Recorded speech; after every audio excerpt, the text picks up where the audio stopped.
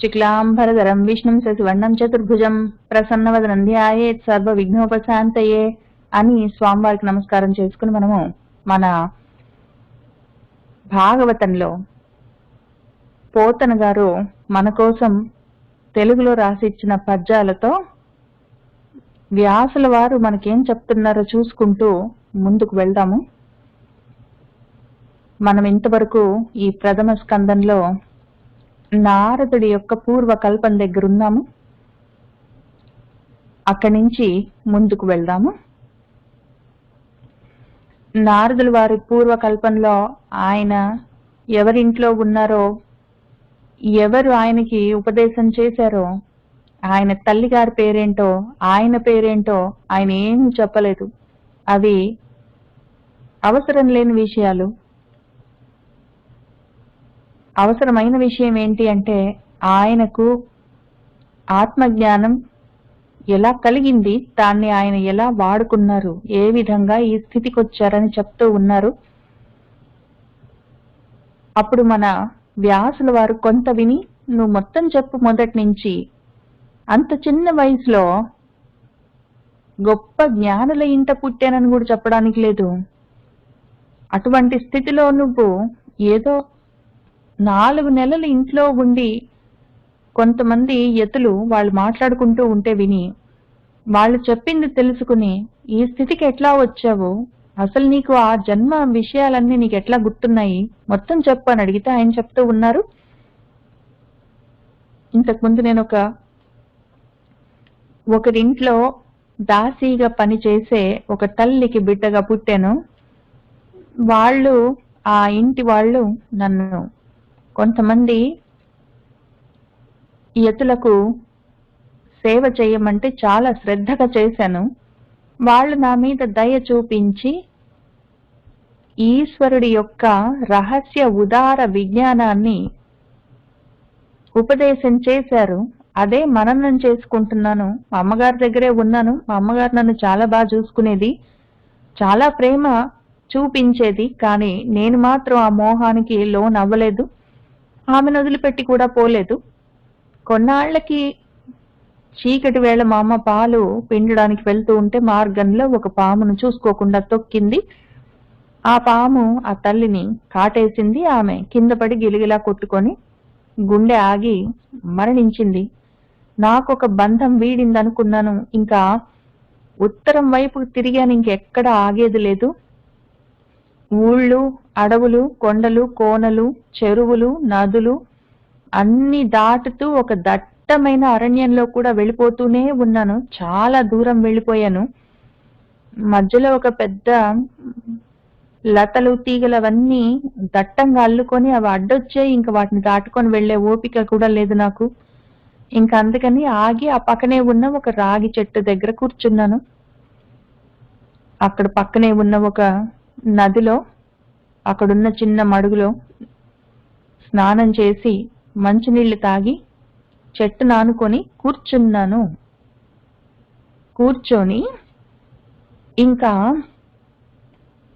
ఆ రావి మ్రాని దగ్గర కూర్చుండి నే విన్న చందంబున ఏమి విన్నానో ఆ యోగుల దగ్గర, అది నా హృదయగతుడైన ఆ పరమాత్ముణ్ణి, ఆయన స్వరూపాన్ని వాళ్ళు ఏ విధంగా ధ్యాన మూర్తిని నాకు ఉపదేశం చేశారో ఆ రూపాన్ని, ఆ హరిని ఆ విధంగా చింతిస్తూ ధ్యానిస్తూ కూర్చున్నాను అని చెప్పించోట మనం పోయిన వారం ఆపాము.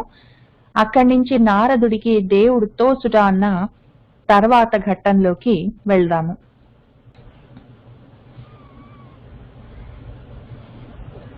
ఆనందాశ్రులు కన్నులన్ వెడల రోమాంచంబుతో తత్పద ధ్యానారూఢుండనైన నేను నా తలపులో ఆ దేవుండు తోచే, నేను ఆనందాబ్ధిగతుండనై ఎరుగలేనైతిన్ ననున్ ఈశ్వరున్, నానాశోకహమైన అత్తనువు కానన్ లేక అట్లంతటన్.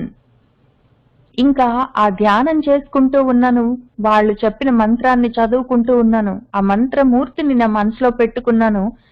అదే ధ్యాసలో ఉన్నప్పుడు నా కళ్ళలో నుంచి ఆనంద అశ్రులు, సంతోషంతో కూడిన ఆనంద భాష్పాలు నా కళ్ళలో నుంచి కన్నులన్ వెడల, నా కళ్ళలో నుంచి కారుతూ ఉంటే రోమాంచంబుతో నా శరీరమంతా, నా రోమాలన్నీ, వెంట్రుకలన్నీ నిక్కపొడుచుకుని నాకు గగుర్పాటు కలిగితే, నాకు ఆ పులకంతలన్నీ వస్తూ ఉంటే, తత్పద ధ్యాన ఆరూఢుడనై, ఆ పదాలనే, ఆ శ్రీమన్నారాయణ పాదద్వయాన్ని నా మనసులో పెట్టుకొని ఆ ధ్యానంలో నేను ఆరూఢమై స్థిరంగా ఉన్న నా సమయంలో అంతటి స్థితికి వెళ్ళిపోయాడు ఆయన. ఆ రకంగా ఉన్న నా తలపులో, ఆయన మనసులో, తలపు అంటే ఆలోచనలో ఆ దేవుడు తోచెను, మెరిశాడు మెరుపులాగా. అయితే నేను ఆనందాబ్ధిగతుండనై, ఆ ఆనందమనే అబ్ది సాగరంలో గతుండనై మొత్తం నిండి ఉన్నాను. ఆ ఆనంద సాగరంలో, ఆ ఆనంద పరవశంలో మొత్తం తలమునకలై ఉన్నాను. ఎరుగలేనైతే, చూసుకోలేదు.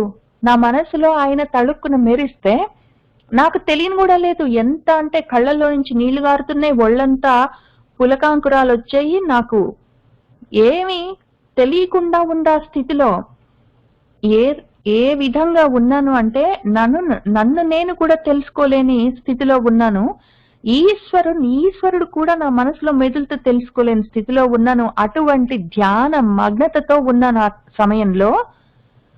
ఇంకా నానాశోకహమైన, నానా అంటే అనేకమైన, అనేకములైన శోకములను అపహరించేవాడు, దుఃఖాలను తీసేసేవాడైన ఆ ఈశ్వరుడి యొక్క ఆ తనువున్, ఆ శరీరాన్ని, ఆ రూపాన్ని కానలేక చూడలేకపోయానే. అయ్యో, అంత ధ్యానం చేస్తుంటే మనసులో మెదిలింది ఆ స్వరూపము, దాన్ని చూసుకోలేకపోయానే అని అట్లు అంతటా ఇంకా చాలా దిగులు అనిపించింది ఆయనకి. కానీ ఆయన ఎటువంటి ధ్యాన స్థితిలో ఉన్నారంటే, మామూలుగా యోగులకి ఇటువంటి సమాధి స్థితి రావడం కష్టం. మన పతంజలి మహర్షి 195 సూత్రాల్లో ఆయన ఇదే విషయాన్ని చెప్పారు. ఒక 195 సూత్రాలు పెట్టి ఆయన యోగ శాస్త్రాన్ని రాసిచ్చారు. అందులో సావితర్క, నిర్వితర్క, సావికల్ప, నిర్వికల్ప అన్న స్థితులన్నీ దాటుతూ సబీజ, నిర్బీజ సమాధి స్థితుల్లో నుంచి వెళ్తూ ఎంత దూరం వెళ్లాలో, దానికి వచ్చే అడ్డంకులేంటి, అసలు ఆ ధ్యానం కుదరదు, అది సమాధి స్థితి దాకా వెళ్ళాలి, వెళ్ళిందో లేదో కూడా తెలీదు, వెళ్ళిన తర్వాత అక్కడ నిలబడి ఉండాలి కుదురుకొని, ఆ తర్వాత ఇంకా ఆ స్థితిలో సాధించవలసినవి ఏమున్నాయని ఆయన పసిపిల్లలకు చెప్పినట్టు చెప్పారు. అది ఎంతటి యోగులకు కూడా అది పట్టుబడ్డం కష్టం. ఇక్కడ నిజంగానే పసిపిల్లాడికి అది పట్టుబడింది. ఆయన ఎటువంటి ధ్యాన స్థితిలో ఉన్నాడంటే, నేనున్నాను, నా ధ్యేయం ఉన్నది ధ్యాన వస్తువు, ఆ ధ్యాన వస్తువుని నేను ధ్యానం చేస్తున్నాను అని ఇన్ని రకాలుగా త్రిపుటులు లేవు, అసలు అక్కడ ఏమీ లేదు. ఆయన మర్చిపోయాడు అసలు. ఆయన మీద ఆయనకు స్పృహ లేకుండా ఉన్నది భగవంతుడు, ధ్యాన వస్తువు, ఆ విషయం కూడా ఆయనకి తెలియకుండా ఉంది. అటువంటి భావాతీతమైన సమాధి స్థితిలో ఉన్నాడు ఆయన ఆ సమయంలో. మనసులో ఆ ధ్యానమూర్తి మెదిలేసరికి ఆయన అయ్యో చూడలేకపోయానే అని అనుకున్నాడు. అటువంటి స్థితికి వెళ్ళగలిగాడు ఆయన అంత పసి వయసులోనే. అటువంటి ధ్యానం ఆయన చేయగలిగాడు, అటువంటి సమాధి స్థితిని సాధించాడు. ఎందుకు అంటే తత్పరత, తదేక నిష్ఠ, వేరే జంజాటాలు లేవు. ఆనందాశ్రులు కన్నులన్ వెడల రోమాంచంబుతో తత్పద ధ్యాన ఆరూఢుడనైన నా తలపులో ఆ దేవుండు తోచె. నేను ఆనందాబ్ధిగతుండనై ఎరుగలేనైతిన్ ననున్ ఈశ్వరున్, నానాశోకహమైన అత్తనువు కానన్లేక అట్లు అంతటన్. అప్పుడేం జరిగిందంటే, లేచి నిలుచుండి క్రమ్మరన దేవుని దివ్యాకారంబు చూడ నిశ్చించుచున్ హృదయంబున నిలుపుకొని ఆతురుండునున్ పోలే చూచియన్ కానలేక నిర్మనుష్యంబైన వనంబునన్ చరించుచున్న నన్ను ఉద్దేశించి వాగగోచరుండైన హరి గంభీర మధురంబులైన వచనంబుల శోకంబు ఉపశమింపన్ చేయు చందంబున ఇట్లనియే. ఇంకా ఆయన దిగ్గున లేచి నిల్చున్నాడు. ఆ చెట్టుకి ఆనుకొని కూర్చున్నాడు, ఆ రావి చెట్టు కింద కూర్చున్నాడు, ఈ ధ్యానంలో ఉన్నాడు.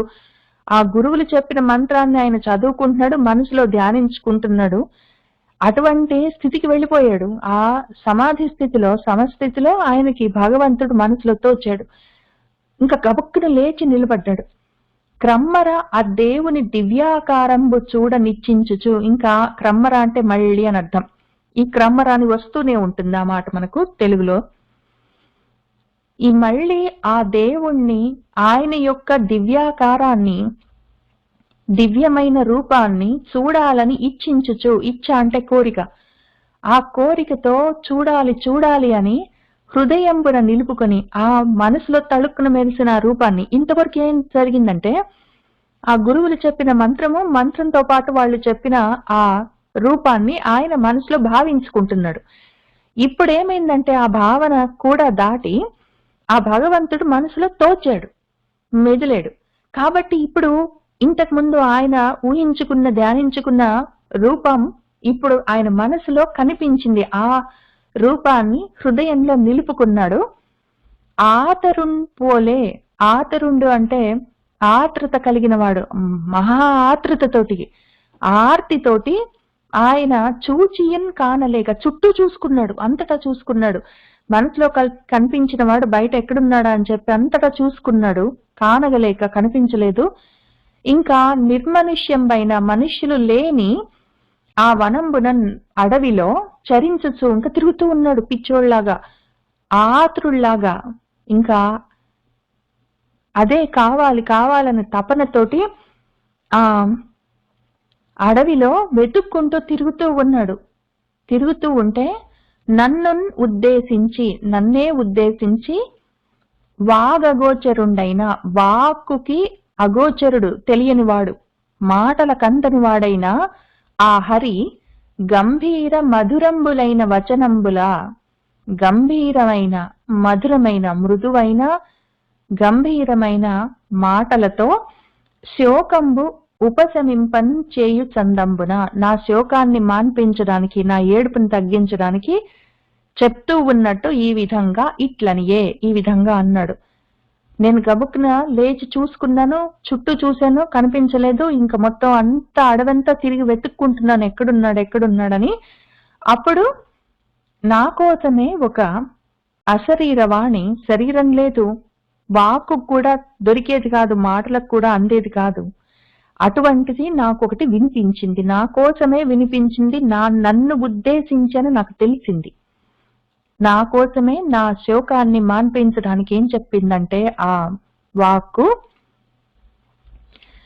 ఏల కుమారా శోషిలగన్, ఈ జననంబున నన్ను కానగా జాలవు నీవు, కామ ముఖ షట్కము నిర్దళితంబు చేసి నిర్మూలిత కర్ములైన మునిముఖ్యులు గాని కుయోగి కానగా జాలడు, నీదు కోర్కి కొనసాగుటకై నిజమూర్తి చూపితిన్ అని చెప్పాడు ఎంతో దయతో. ఏల కుమార, బాబు ఎందుకు శోషిలగా, ఎందుకు ఈ రకంగా శోకిస్తున్నావు, ఎందుకు బాధపడుతున్నావు? ఇంకా పసిపిల్లాడు, 5 ఏళ్ల పిల్లాడు అడవిలో ఒక్కడే తిరుగుతున్నాడు. అన్నం తిని కూడా ఎన్నాళ్ళయిందో, మంచినీళ్ళ గుక్క తాగాడంతే. తిరుగుతూ ఉంటే కళ్ళ నుంచి నీళ్లు కారుతూ ఉన్నాయి. అంతకన్నా ముందు ఆనంద బాష్పాలు, ఇప్పుడు ఇంకా బాధ, అయ్యో చూడలేకపోయానే అని. కళ్ళలోంచి నీళ్లు కారుతుంటే తుడుచుకుంటూ అడవంతా ఒక్కడే బిక్కుబిక్కుమని తిరుగుతుంటే ఆ క్రూర ముఖాలన్నీ ఉన్నాయి ఆ అడవి నిండా. ఆ రకంగా తిరుగుతుంటే ఎందుకు బాబు ఏడుస్తున్నావు అని వినిపించింది ఒక గొంతు. ఈ జననంబున నన్ను కానగా జాలవు నీవు, ఈ జన్మలో నువ్వు నన్ను చూడలేవు. ఎందుకు అంటే చూడ్డానికి కొన్ని విషయాలున్నాయి. ఆ సిద్ధి కలగడానికి సాధనకి కొన్ని మార్గాలు, కొన్ని పద్ధతులున్నాయి. ఈ జన్మలో నువ్వు ఇప్పుడే నన్ను చూడడం కష్టము, చూడలేవు. ముందు దానికి ఏం చెయ్యాలంటే కామ ముఖ షట్కం ఒకటి ఉంటుంది. ముఖం అంటే మొదలైన, కామము మొదలైన, కామ క్రోధ లోభ మోహ మద మాత్సర్యాలని ఒక షట్కము 6 విషయాలుంటాయి. వాటిని నిర్దళితంబు చేసి, వాటిని తెగకోసి నిర్మూలిత కర్ములై ఉన్నవాళ్ళు, కర్మలు కూడా నిర్మూలితం, వదిలించుకోవాలి. కామము మొదలైన షట్కాన్ని, అరిషడ్వర్గాన్ని వదిలించుకొని కర్మలను కూడా వదిలేసుకున్న వాళ్ళు, కర్మ సన్యాసం చేసిన వాళ్ళు, అటువంటి ముని ముఖ్యులు, ముఖ్యమైన మునులలో శ్రేష్ఠులు అటువంటి వాళ్ళు, కానీ అటువంటి వాళ్లే నన్ను చూడగలరు. అటువంటి మునులు మాత్రమే నన్ను దర్శించగలరు. కుయోగి కానగాజాలడు, యోగము లేనివాడు, కుయోగి అన్న అయోగి అన్న, యోగం ఇంకా యోగ సాధన లేనివాడు, యోగం సాధనని మొదలు పెట్టనివాడు, ఇంకా ఆ యోగం లేనివాడు. ఆ యోగం ఎందుకు మొదలు పెట్టలేదు అంటే దానికి యోగ్యత ఇంకా కలగలేదు. యోగ్యత ఎప్పుడు కలుగుతుంది అంటే కామముఖ షట్కాన్ని వదిలించుకోవాలి, నిర్మూలిత కర్ములై ఉండాలి, మునులై ఉండాలి, మనసు మౌనంగా ఉండాలి. ఇవి ఉంటేనే ఆ యోగ సాధనకి మనసు సమాయత్తం అవుతుంది. అప్పుడే దానికి యోగ్యత కలుగుతుంది. అటువంటి యోగ్యత కలిగిన మనసుకే ఆ యోగం పడుతుంది. ఆ యోగం పట్టి ఆ సాధన చేసుకున్న వాళ్ళకే నేను కనిపిస్తాను, నా దర్శనం కలుగుతుంది. ఇప్పుడు నీకు అంత దూరం రాలేదు, ఇప్పుడే మొదలవ్వబోతుంది. నువ్వు ఇంకా యోగివి కాలేదు, కుయోగివి, ఇంకా అయోగివి, ఇంకా యోగ్యత రాలేదు నీకు. కానీ నీ కోరిక ఉంది కదా నన్ను చూడాలని, అది కొనసాగుటకై, అది సాగాలి కదా. వాళ్ళు కొన్నాళ్ళు అక్కడున్నారు, వాళ్ళు యతులు, యోగులు నీకు ఉపదేశం చేశారు. దాన్ని పెట్టుకొని నువ్వు అది అప్పుడు శ్రవణం చేశావు, ఇప్పుడు మననం చేసుకుంటున్నావు కూర్చొని ధ్యానంలో. అయితే మరి ఏంటి నువ్వు ధ్యానం చేస్తున్న వస్తువేంటి, దేని గురించి ధ్యానం చేస్తున్నావు అన్నది చెప్పడానికి, నీ మనసు అందులో కుదురుకొని ఉండడానికి, నువ్వు అందులోంచి జారిపోకుండా ఉండడానికి వీలుగా, నువ్వు ఆ మార్గంలో కొనసాగడానికి వీలుగా నిజమూర్తి అంటే స్వరూపాన్ని, నిజం అంటే నిజ అంటే స్వానర్థం, మూర్తి స్వమూర్తి, నా స్వరూపాన్ని నీకు చూపించాను. ఇప్పుడు ఈ చూపించిన స్వరూపాన్ని నువ్వు మనసులో గట్టిగా పెట్టుకుంటావు కదా, ఇప్పుడు నీకు నమ్మకం బాగా కుదురుతుంది. ఇంతకు ముందు పెద్దలు చెప్పారు అని ఆగమ ప్రమాణం, పెద్దవాళ్ళు చెప్పారు కాబట్టి నేను విన్నాను లేదా చదువుకున్నాను, నాకు తెలిసింది, నమ్మానని మొదలుపెట్టిన తర్వాత కొన్నైనా గుర్తులు తెలియాలి. సాధన మొదలు పెట్టబోతున్నప్పుడు పెట్టిన కొత్తలో కొన్నైనా భగవంతుడు ఉన్నాడని మనకు నమ్మకం కలిగించడానికి, నేను సరైన దారిలోనే ఉన్నాను, సరైన మార్గంలో ఉన్నానని మనకి నమ్మకం కలగడానికి కొన్ని సూచనలైనా అందాలి కదా. లేకపోతే మనసు డిలా పడుతుంది. నిజమేనా లేదా, అందరూ అంటారు నేను కరెక్ట్ మార్గంలోనే ఉన్నానా లేదని భయం వేస్తుంది. కాబట్టి నీకు ఆ కష్టం కలగకుండా నీ యోగం నిలబడడం కోసం అని చెప్పి, నీ కోరిక కొనసాగడం కోసం, ఈ మార్గంలో నీ యోగం సాధన కొనసాగడం కోసం నీకు నా రూపాన్ని చూపించాను. కానీ ఇప్పుడు మళ్ళీ ఈ రూపంలో నువ్వు ఈ జన్మలో ఈ రకంగా నన్ను చూడడం కష్టము, అది యోగులకు పట్టే అవకాశము, యోగులకు పట్టే దర్శనం, అది వాళ్ళకే తెలుస్తుంది. నువ్వు మాత్రం ఆ యోగ సాధన కంటిన్యూ చేస్తే నన్ను చూడొచ్చు అని చెప్తూ ఉన్నారు. ఏల కుమార సోషిలగన్, ఈ జననంబున నన్ను కానగాజాలవు నీవు, కామ ముఖ షట్కము నిర్దళితంబు చేసి నిర్మూలిత కర్ములైన మునిముఖ్యులు గాని కుయోగి కానగాజాలదు, నీదు కోర్కి కొనసాగుటకై నిజమూర్తి చూపితిన్ అని చెప్పి, నా వలని కోర్కి ఊరకపోవదు, విడిపించు దోషపుంజంబులను, మత్సేవన్ పుట్టును వైళమ భావింపగనాదు భక్తి బాలక వింటే అని ఆయన చెప్తున్నారు. నా వలని కోర్కి, నా మీద ఈ కోరిక, నన్ను చూడాలి, నన్ను చేరాలి అన్న ఈ తపన, ఈ కోరిక, అది ఊరకపోవదు, వ్యర్థం కాదు. నా మీద కోరిక, నేను కావాలన్న కోరిక వ్యర్థం కాదు. అది విడిపించు దోషపుంజంబులను, దోషపుంజాలు, దోషాల సమూహాలు, దోషాలంటే పతన కారణాలు, పాపాలు, మళ్ళీ పుట్టడానికి అవసరమైన విషయాలు. ఆ కారణాలు ఏంటంటే రాగద్వేషాలు. ఇటువంటివన్నీ చాలా ఉంటాయి. అవి ప్రారబ్ధ కర్మలో, ఆగామి సంచిత కర్మలో అయ్యి వాటి వల్ల మళ్ళీ పుట్టవలసి వస్తుంది, ఆ కర్మలు చేయవలసి వస్తుంది. ఆ కర్మల్లో ఉన్నంత వరకు యోగం పట్టదు. ఆ యోగం ఉంటేనే కానీ నన్ను చూడలేవు. కానీ నా మీద కోరిక, నేను కావాలన్న కోరిక ఊరికే పోదు, అది వ్యర్థం కాదు. అది పైగా దోషపుంజాల్లో నుంచి నిన్ను విడిపిస్తుంది. తర్వాత మత్సేవన్, ఆ విధంగా నన్ను సేవిస్తూ ఉంటే, నన్నే ధ్యానిస్తూ ఉంటే, నా కోసమే తపిస్తూ ఉంటే వైళమ పుట్టును. వైళమ అంటే వేగంగా, తొందరగా, తొందరలోనే అని అర్థం. ఏం పుడుతుంది అంటే నాదు భక్తి, నా మీద భక్తి పుడుతుంది. ఇప్పుడు నన్ను చూడాలన్న కోరిక నీకుంది కదా, ఈ కోరిక తోటే నువ్వుంటే అదేం చేస్తుందంటే నీలో ఉన్న దోషాలు ఏమైనా ఉంటే తీసేసి నా మీద భక్తి పుట్టిస్తుంది. భావింపగా అంటే ఆలోచించి చూస్తే నా మీద ఉన్న కోరికే నా మీద భక్తిగా మారుతుంది. అది కూడా వైళమ. వైళమ అంటే వేగంగా, తొందరగా. ఓ బాలక, వింటే అంటే వింటున్నావా అని అడుగుతున్నాడు. నా మీద నీకున్న ఈ కోరిక ఊరికే పోదు, ఇది భక్తిగా మారుతుంది, నీలో ఉన్న దోషాల్ని తీసేస్తుంది, వింటున్నావా అని చెప్తున్నారు. ఆయన ప్రవచనం చేస్తున్నారు పసిపిల్లాడికి. ఇందులో ఒక అందం ఏంటి అంటే వైళమ అన్నమాట మీరిప్పుడు కొత్తగా వింటున్నట్టు అనిపిస్తుందేమో కానీ మీకందరికి తెలిసిన మాట ఇది. మన పాత సినిమాలో బి సరోజ్ గారు పాడతారనుకుంటా, మన కృష్ణార్జున యుద్ధమో ఏంటో ఆ సినిమాలో, స్వాముల సేవకు వేళాయే వైళమరారే సతులారా అని ఉంటుంది ఒక పాట. అందులో వైళమ అంటే స్వాముల వారికి సేవ చేయాలి, ఆ సమయం అయింది, తొందరగా రాండే అని ఆమె చెలికత్తలను పిలుస్తూ ఉంటుంది. బి సరోజ్ గారు అందులో ఉంటుంది వైళమ అని. చాలా అందమైన మాట.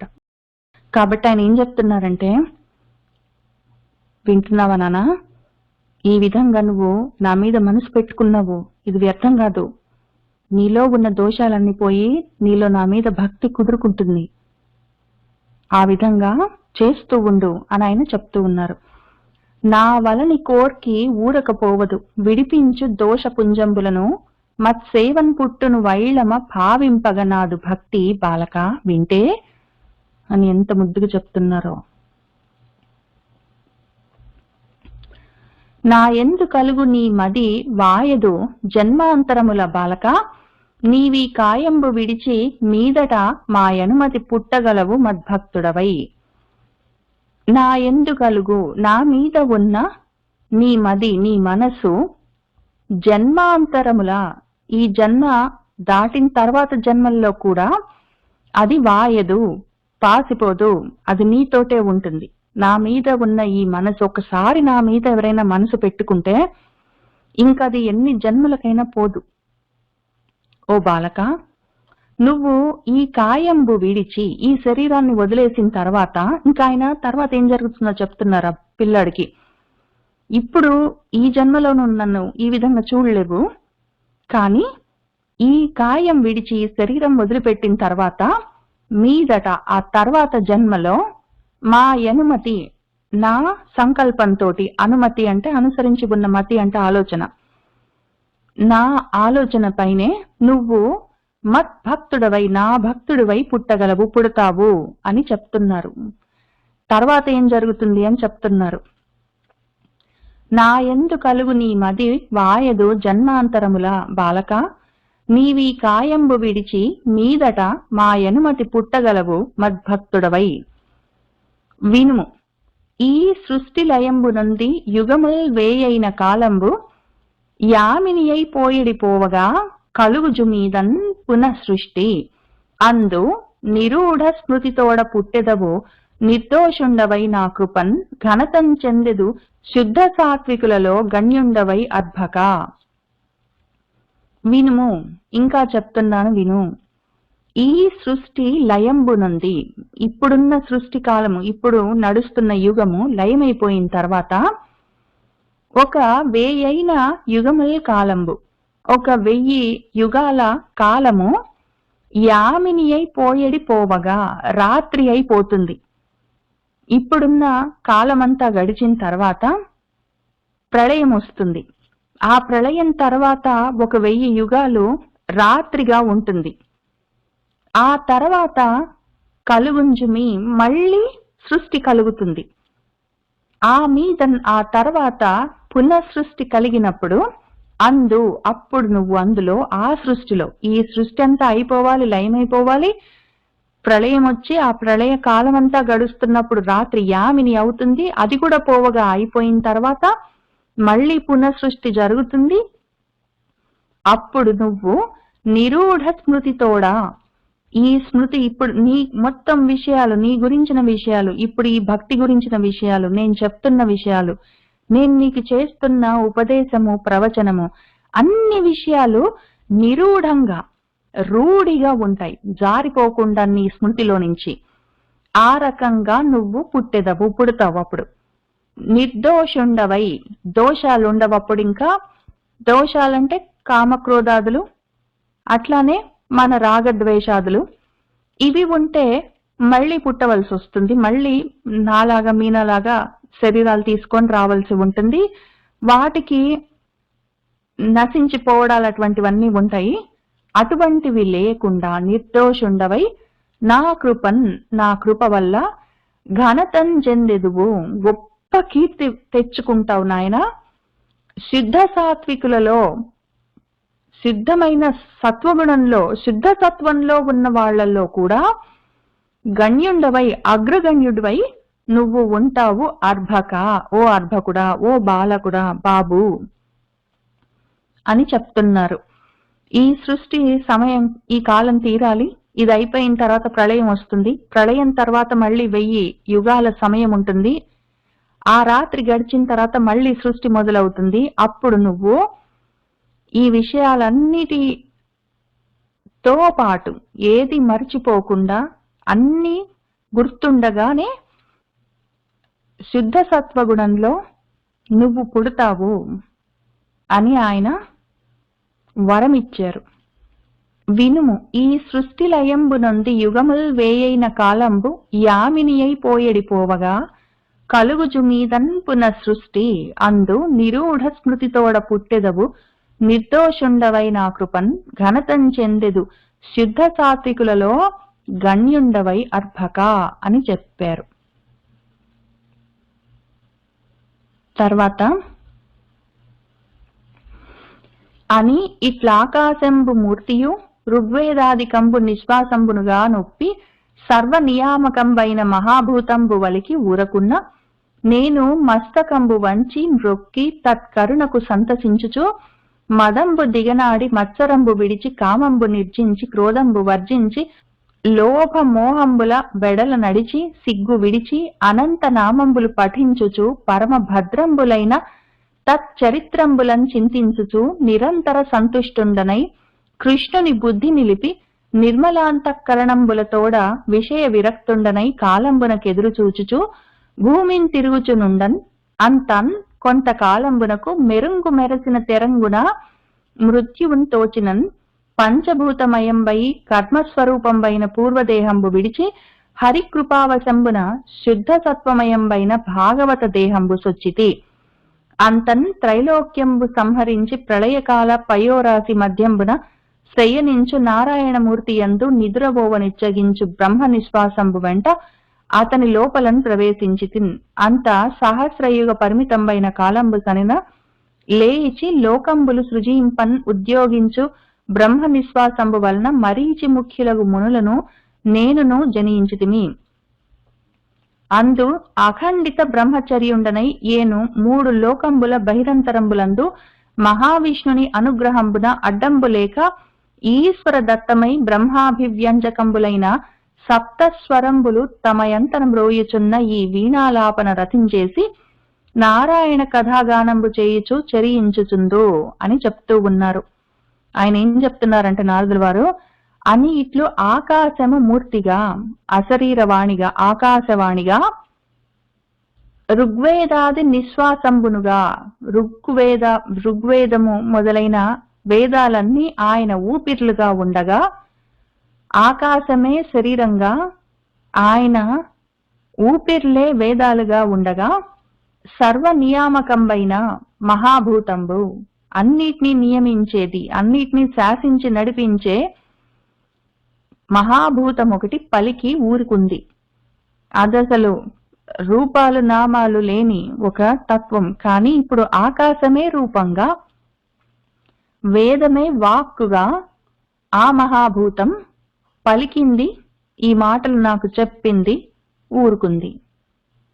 అప్పుడు నేను మస్తకంబు వంచి, నా తలను వంచి మ్రొక్కి నమస్కారం చేసి, తత్కరుణకు సంతసించుచు, ఎంత కరుణ నా మీద, ఎంత దయ. ఇటువంటి ప్రవచనం నిజంగా కూడా భగవంతుడు డైరెక్ట్ గా ప్రవచనం చేసే అదృష్టం ఎంతమందికి ఉంటుంది. ఆయన సంతోషించి మదంబు దిగనాడి, మదం వదిలిపెట్టాడు. మదం అంటే నేను కాబట్టి అన్న అహంకారం.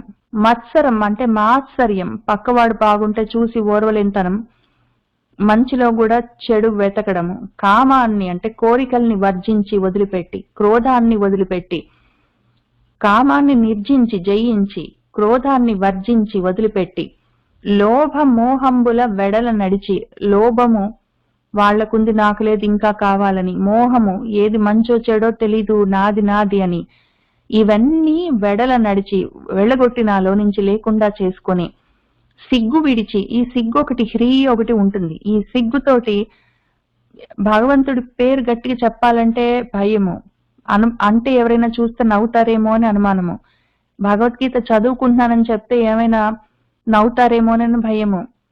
అటువంటి మాటలు మాట్లాడాలంటే కూడా అందరితో ఉన్నప్పుడు, ఎక్కడికైనా పార్టీస్కి అట్లా వెళ్ళినప్పుడు ఆ విషయాలు డిస్కస్ చేయాలంటే మనలాగా మాట్లాడే వాళ్ళతోటైతే మాట్లాడుకోవచ్చు, వేరే వాళ్ళకి అర్థమవుతుందో కాదో చులకన చేస్తారని సగము, దేవుడి దగ్గరికి వెళ్ళినప్పుడు కూడా దండం పెట్టుకుంటే వేరే వాళ్ళు చూస్తారేమో అని, గుడి చుట్టూ తిరగాలంటే సగము, ఎన్ని రకాల సిగ్గులు ఉంటాయో అసలు. ఇటువంటి సిగ్గులన్నీ వదిలిపెట్టి, సిగ్గులేదు ఎగ్గులేదు, అనంత నామంబులు పఠించొచ్చు.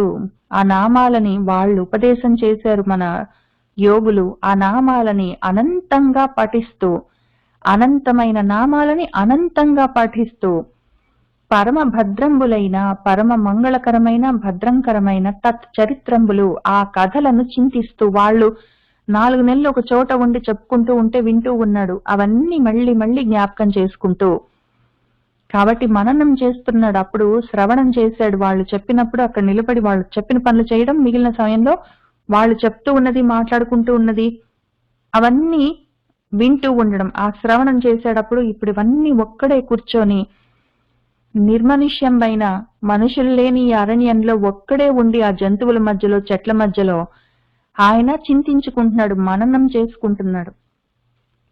ఆ విధంగా నిరంతర సంతుష్టుండనై, చాలా సంతోషంగా, తుష్టి అంటే తృప్తి, తోషము, సంతోషమన్నా సంతృప్తి అన్నా సంతుష్టమన్నా అదే.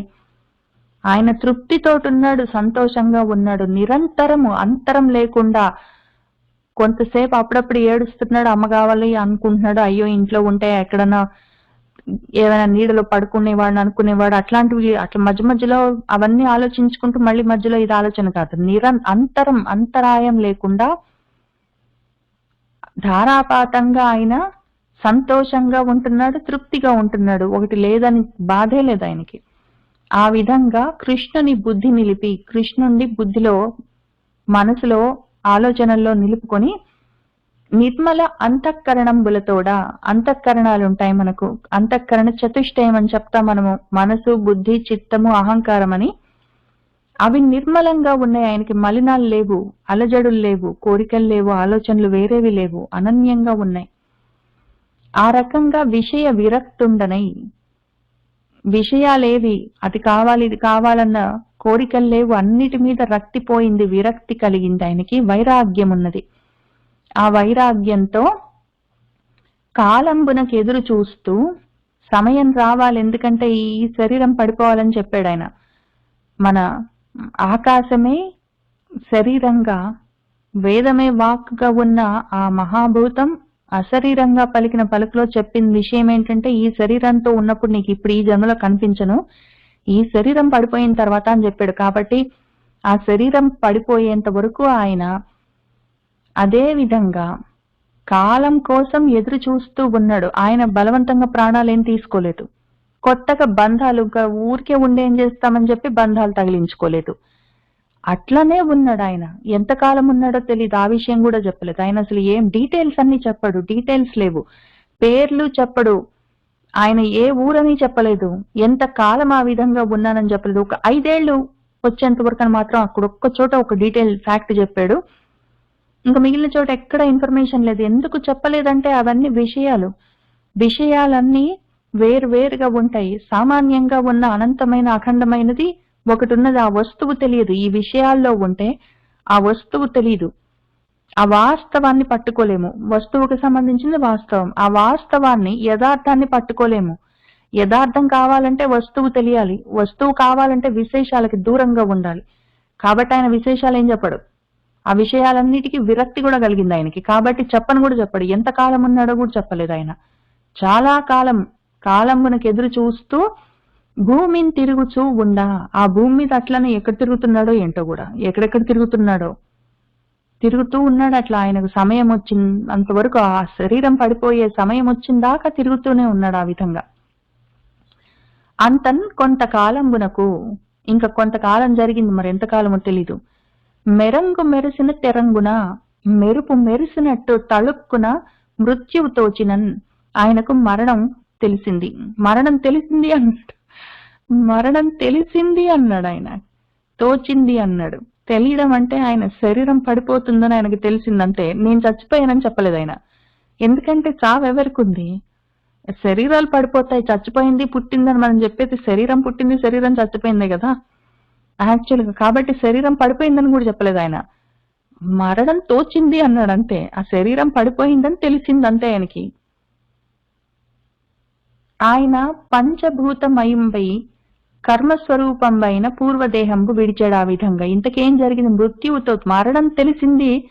దానివల్ల కలిగింది ఏంటంటే, ఆ ఉన్న చివరి బంధం తెగిపోయింది. ఆ శరీరం ఒకటి ఉండే, ఇంతకుముందు ఆయనకున్న బంధం ఒకటి వాళ్ళ అమ్మగారు. ఆ బంధం కూడా పోయింది, మంచిగా జరిగింది అనుకున్నాడు. ఇక్కడికి వచ్చిన తర్వాత ఇంక ఈ శరీరం ఒకటి ఉంది. ఇప్పుడు మన భగవంతుడు ఏం చెప్పాడు ఆ శరీర వాణితోటి? ఈ శరీరం ఉంది, ఈ శరీరంతో ఈ జన్మలో నువ్వు ఉన్నంత వరకు నేను కనిపించను అన్నాడు. ఇదొక బంధం ఉంది ఆయనకి. ఇప్పుడు ఆయనకు అదృష్టం ఏంటంటే, మెరుపు మెరిసినట్టు ఆ మరణం తెలిసింది అంటే ఆ శరీరం పడిపోయిందన్న విషయం తెలిసింది ఆయనకి అంతే. ఇంకా పంచభూతమయమై ఉన్నది. అది పంచభూతాలతో, గాలి, నిప్పు, నీరు, ఆకాశం, భూమితో తయారైన ఈ మీనా లాంటి శరీరం ఒకటి ఆయనకు ఒకటి ఉండేది. అది ఉంటే ఉన్నది అట్లా పడి అదేం చేస్తుంది? కర్మస్వరూపం. అది కర్మ చెయ్యాలి. ఆయన వేరే బంధాలు పెట్టుకోలేదు, ఇల్లు లేదు, వాకిలి లేదు, భూమి మీద ఎక్కడో పడి తిరుగుతున్నాడు, కాలం కోసం ఎదురు చూస్తున్నా కూడా దానికి కూడా కర్మలు ఉంటాయి. మరి ఆ శరీరాన్ని బలవంతంగా చంపడానికి వీల్లేదు. కాబట్టి దానికి కావాల్సినప్పుడు అప్పుడప్పుడు ఒక పండో ఫలమో ఏదో 3-4 రోజులకు ఒకసారైనా ఒక పండైనా తినవలసి వస్తుంది. ఎంతో కొంత కర్మ ఉంటుంది దానికి కూడా. ఒక్కొక్క మంచినీళ్ళు తాగడం అట్లాంటివన్నీ కర్మ చేయడానికే ఉంటుంది ఆ పంచభూతాత్మకమైన ఆ శరీరం. ఇంకా అది తళుక్కున మెరిసింది, ఇది పుటుక్కున జారిపోయింది అమ్మాయ అనుకున్నాడు. అది తెగిపోయింది దేవుడా అనుకున్నాడు. ఆ పూర్వ దేహాన్ని ఆ విధంగా విడిచి హరికృపావశంబున శుద్ధ సత్వమయంబైన భాగవత దేహంబు సొచ్చితి. ఇంకా ఈ శ్రీహరి చెప్పిన విషయం ఉన్నది కదా, తర్వాత మళ్ళీ ప్రళయకాలం రావాలి. ఇప్పుడు ఈయన ఎంత కాలం తిరిగినా కూడా ఇప్పుడు నడుస్తున్న మొత్తం ఈ కాలమంతా గడిచి మొత్తం యుగాలన్నీ అయ్యి ఆ యుగాంతంలో ప్రళయం రావాలి. అంతవరకు అంటే మరి అన్నాళ్ళు అదే శరీరంతో ఆయన తిరిగి ఉండకపోయిండొచ్చు. కొంతకాలమైంది. ఎన్నాళ్ళు ఉన్నాడో, కొన్ని 100 ఉన్నాడో, 200 ఉన్నాడో, 50 సంవత్సరాలు ఉన్నాడో తెలీదు. పడిపోయింది. కానీ భూమి అయితే నడుస్తుంది కదా ఇంకా. కాబట్టి ఆ సమయంలో ఆయన ఏం చేశాడంటే, భగవంతుడి దయ వల్ల, ఆయన కృపావశంబున, ఆయన కృప వల్ల శుద్ధ సత్వంతో కూడి ఉన్న ఒక దివ్య దేహాన్ని, భాగవత దేహాన్ని సొచ్చాడు. ఒక దివ్య దేహం వచ్చింది ఆయనకి. అది దానికి కర్మలు లేవు. ఎందుకంటే పాంచభౌతికమైన దేహానికి కర్మలుంటాయి. ఆయన మళ్ళీ కర్మ చేయడానికి వీలుగా ఒక దేహాన్ని తెచ్చుకోలేదు. భగవంతుడి దయ వల్ల ఆయనకి దివ్య దేహం వచ్చింది, అందులో ఉన్నాడు. అంతన్ త్రైలోక్యంబు సంహరించి ప్రళయకాల పయోరాశి మధ్యంబునన్ శయనించు నారాయణమూర్తి అందు నిద్రవోవనిచ్చగించు బ్రహ్మ నిశ్వాసంబు వెంట అతని లోపలను ప్రవేశించితి. ఇంకా తర్వాత 3 లోకాలకి ప్రళయం వచ్చినప్పుడు దాన్ని సంహారం చేసి, లయం చేసి, ఆ ప్రళయకాల పయోరాశి అంటే సముద్రంలో ప్రళయం వచ్చిన సమయంలో ఇంకా దాని తర్వాత మనకి వర్ణిస్తారు. చాలా సార్లు వర్ణిస్తారు. ఆ విషయం వస్తూ ఉంటుంది మనకి. ఆ సమయంలో ఎట్లా ఉంటుందంటే సంధి కాలంలో ఒక యుగం జరిగిపోయి, ఒక చతుర్యుగం అయిపోయి నెక్స్ట్ యుగాలు వస్తున్నప్పుడు మధ్యలో సంధి కాలంలో ప్రళయం అయిపోయిన తర్వాత మళ్ళీ సృష్టి జరిగే మధ్య సమయంలో పెద్ద హోరు గాలులతో, పెద్ద పెద్ద అలలతో ఉన్న ఈ కెరటాలతో ఉన్న సముద్రంతో, విపరీతమైన వానలతో, విపరీతమైన శబ్దాలతో, తట్టుకోలేనంత సెగలతో ఉంటుంది ఆ సమయము. ఆ సమయంలో ఆ పయో రాశిలో దాన్ని మామూలుగా ఎవ్వరూ తట్టుకోలేరు. ఆ ప్రళయకాలం సమయంలో ఉండే గాలులు, ఆ వర్షాలు, ఆ నీళ్లలో ఉన్న అలలు, కెరటాలు, ఆ అగ్ని, వాటిని తట్టుకోవడం ఎవరి వల్ల కాదు. కాబట్టి ఆ సమయంలో నారాయణమూర్తి ఆ పయోరాశి మధ్యలో, ఆ సముద్రం మధ్యలో ఉంటాడు. మనకు నారాయణుడు పడుకునే ఆ పయోరాశి, ఆ సముద్రం మధ్యలో ఆయన శ్రీమన్నారాయణమూర్తి పడుకొని ఉంటారు అని చెప్తారు. యోగ నిద్రలో ఉన్నట్టు చూపిస్తారు, మనకి బొమ్మలు గీస్తారు. కానీ ఆ సమయంలో ఆయన, ఆ ప్రళయకాల సమయంలో పయోరాశి మధ్యలో ఆయన పడుకున్న సమయంలో అక్కడ అంత ప్రశాంతత ఉండదు. అది భీకరమైన పరిస్థితులు ఉంటాయి. దాన్ని ఎవరు తట్టుకోలేరు కాబట్టి ఆయన ఉంటారు వాటిని ధరించి ఆ విధంగా. ఆ రకంగా శయనిస్తూ ఉన్న నారాయణమూర్తి యందు నిద్రపోవనిచ్చగించు, ఆయనలోకి వెళ్ళిపోవడానికి మన బ్రహ్మ కూడా నిర్ణయించుకొని, ఆయన ఇంకా బ్రహ్మగారికి రాత్రి అవుతుంది కదా అప్పుడు, ఆ సమయంలో ఆయన నారాయణమూర్తి లోపలికి వెళ్ళిపోవాలని ఇచ్చగించు కోరి బ్రహ్మదేవుడు ఆయన వెళ్ళిపోతూ ఉంటే, ఆయన నిశ్వాసంతోటి ఆయన ఊపిరి పీల్చుకుంటుంటే ఆ బ్రహ్మదేవుడి ఊపిర్లతో పాటు ఆయన ఆ ఊపిర్ల వెంటనే నేను కూడా ఆయన లోపలికి ప్రవేశించి బ్రహ్మగారి లోపలికి వెళ్ళిపోయాను. బ్రహ్మగారేమో నారాయణమూర్తి లోపలికి వెళ్ళిపోతున్నారు, నేను బ్రహ్మగారి లోపలికి వెళ్ళిపోయాను.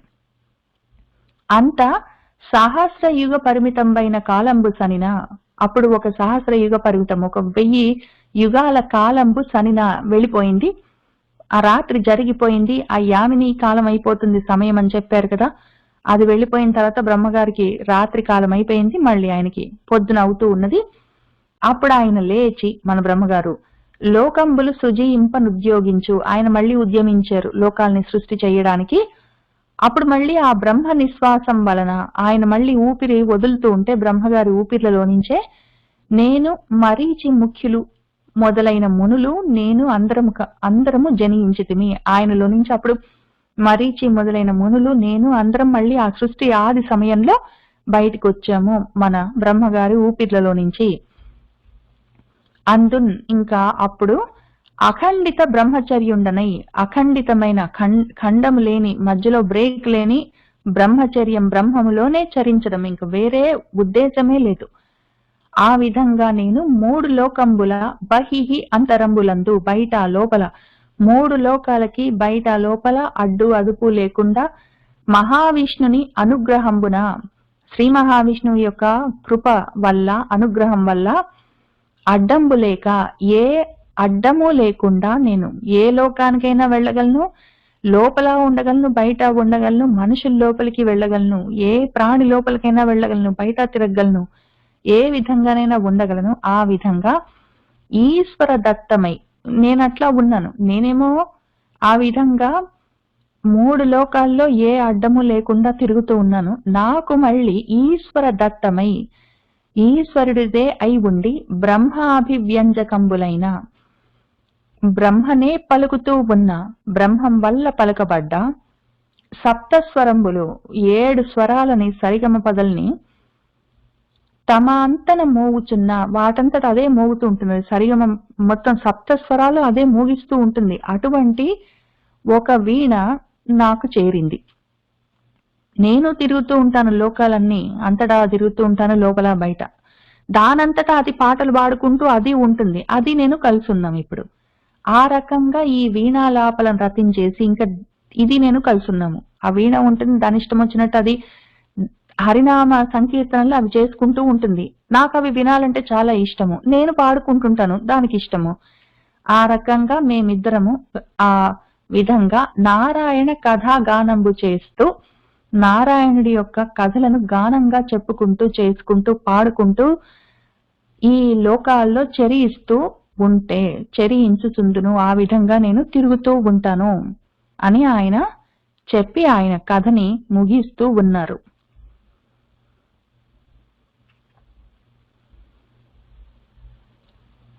తీర్థపాదుడైన దేవుండు విష్ణుండు తన చరిత్రమేను తవిలిపాడ, చీరబడ్డవాని చెలువున ఏతెంచి ఘనుడు నా మనమున కానవచ్చు అని ఇంతదాకా వచ్చి ఇంత కథ చెప్పి, ఎంత కథో అది దానికి ఎన్ని యుగాలని కూడా చెప్పడానికి లేదు. అక్కడ ఏదో ఒక శరీరం ఉండే, తర్వాత యుగాలు అయిపోయినాయి, ప్రళయకాలాలు అయిపోయినాయి, కొన్ని వేల యుగాలు అయిపోయినాయి, మళ్ళీ యుగాలు స్టార్ట్ అయినాయి, మళ్ళీ ఇందులో కూడా ఇన్ని యుగాలు అయ్యాయి. అందులో కూడా మళ్ళీ మనకు ఇప్పుడున్న మన్వంతరంలో ఉన్నాం మనము, శ్వేత వరాహ కల్పంలో, అది కూడా 7వ మన్వంతరంలో, అది కూడా ఎన్నో యుగంలో ఎక్కడో ఉన్నాము. అప్పటి నుంచి ఆయన ఉంటూనే ఉన్నారు. ఎన్ని వేల యుగాల నుంచి ఉన్నారో నారదుల వారు. చెప్పి చెప్పి చెప్పి చెప్పి ఆయన మొత్తం ఆయన జన్మ కర్మలన్నీ చెప్పి ఇంకేమంటున్నారంటే, తీర్థపాదుడైన దేవుడు. తీర్థము అంటే తరింపజేసేది అని అర్థం. తరింపజేయగలిగిన పాదములు కలిగిన వాడైన ఆ దేవుడు, ఆ విష్ణువు తన ఆయన చరిత్రను మేను తవిలి, ఒళ్ళు తెలియకుండా నేను ఆ విధంగా చెప్పుకుంటూ ఉంటే, పాడుకుంటూ ఉంటే, నా మొత్తం శరీరం అంతా పులకాంకురాలు వస్తూ ఉంటే, కళ్ళల్లో నుంచి ఆనంద బాష్పాలు కారుతూ ఉంటే, ఒళ్ళు తెలియకుండా నేను పాడుకుంటూ ఉంటే ఆయన చరిత్రలను, ఆయన కథలను, ఏదో చీరబడ్డ వాని చెలువున ఎవరో పిలిచినట్టు ఏతెంచి వచ్చి ఆయనే, ఆ ఘనుడు, ఆ పెద్ద ఆయన నా మనంబున, నా మనసులో కానవచ్చు, కనిపిస్తూ ఉంటాడు.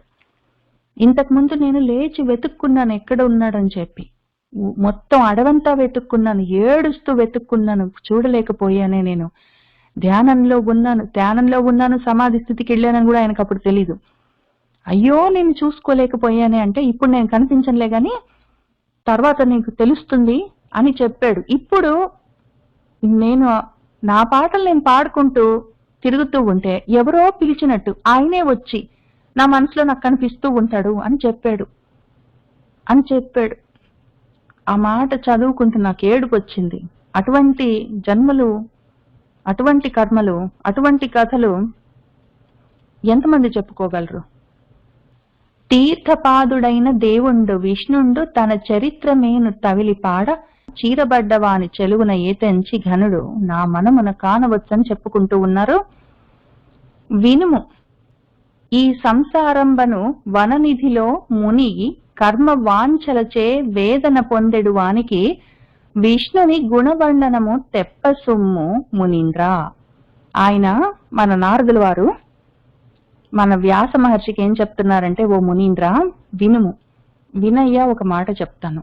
ఈ సంసారము అని, సంసారంబను అంటే సంసారం అనే వననిధిలో, వనము అంటే నీళ్లు, ఆ నీళ్లనే నిధిగా ఉన్నది అంటే సముద్రం. ఈ సంసారం అనే సాగరంలో మునిగి కర్మలనే వాంఛలతో, కోరికలతో వేదన పొందేడు వాడికి, బాధపడుతూ ఉన్నవాడికి, దుఃఖిస్తున్న వాడికి విష్ణుని గుణవర్ణనము, విష్ణు కథలే ఆయన గురించి వర్ణిస్తూ ఉంటే అదే తెప్ప, అదే పడవలాగా ఉంటుంది, వాళ్ళందులో నుంచి తరించిపోతారు సుమ్ము కదా అని ఆయన చెప్తున్నారు.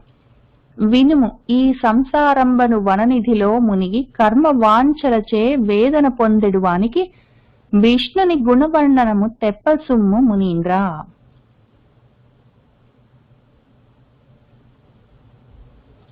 యమనియమాది యోగములన్ ఆత్మ నియంత్రితమయ్యు కామరోషముల ప్రచోదితంబగు శాంతి వహింపదు విష్ణు సేవచే క్రమమున శాంతిగై కొనిన కైవడి నాదు శరీర జన్మ కర్మముల రహస్యమెల్లా మునిమండన చెప్పితిని నీవు కోరినన్. ఇదిగో యమము, నియమము అనుంటే యమ, నియమాసన, ప్రాణాయామ, ప్రత్యాహార అని మొత్తం మన అష్టాంగ యోగ విద్యగా యోగ శాస్త్రం అంతా రాసిచ్చారు మన పతంజలి మహర్షి.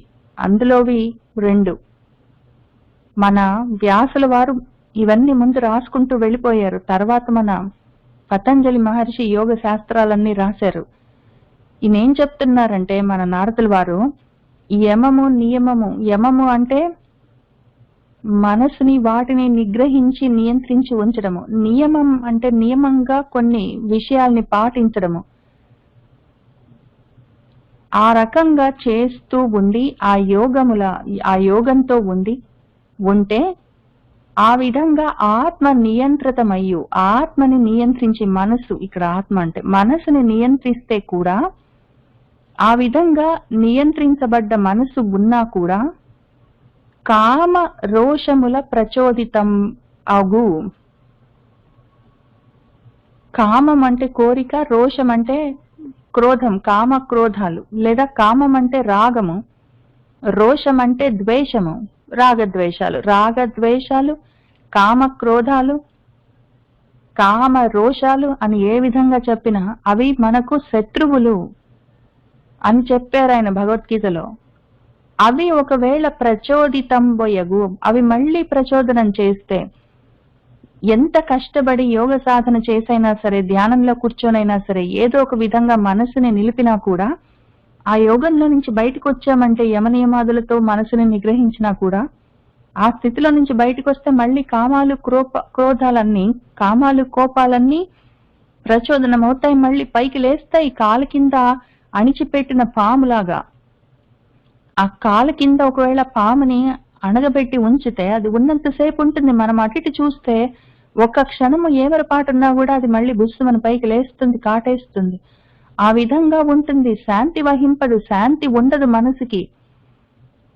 కాబట్టి యమనియమాదులతో ఒకవేళ మనసుని నియంత్రించినా కూడా తను అక్కడికి వదిలిపెట్టకుండా దానికి విష్ణు సేవతో క్రమంగా శాంతి కలిగేటట్టు చెయ్యాలి. దానికి ఆ శాంతిని ఇవ్వాలి, వచ్చేటట్టు చూడాలి. కాబట్టి ముందు మనసుని నియంత్రించడం, తర్వాత దానికి విష్ణు సేవతో ఆయన కథలు అవన్నీ వింటూ, సేవిస్తూ, అర్థం చేసుకుంటూ, మననం చేస్తూ, భజనం చేస్తూ ఉంటే క్రమంగా శాంతి కైకొనిన కైవడి, శాంతి ఏ విధంగా వస్తుందో ఆ విధంగా యమనియమాదులతో మాత్రమే రావడం కష్టం. కాబట్టి ఆ పని నేను చేశాను.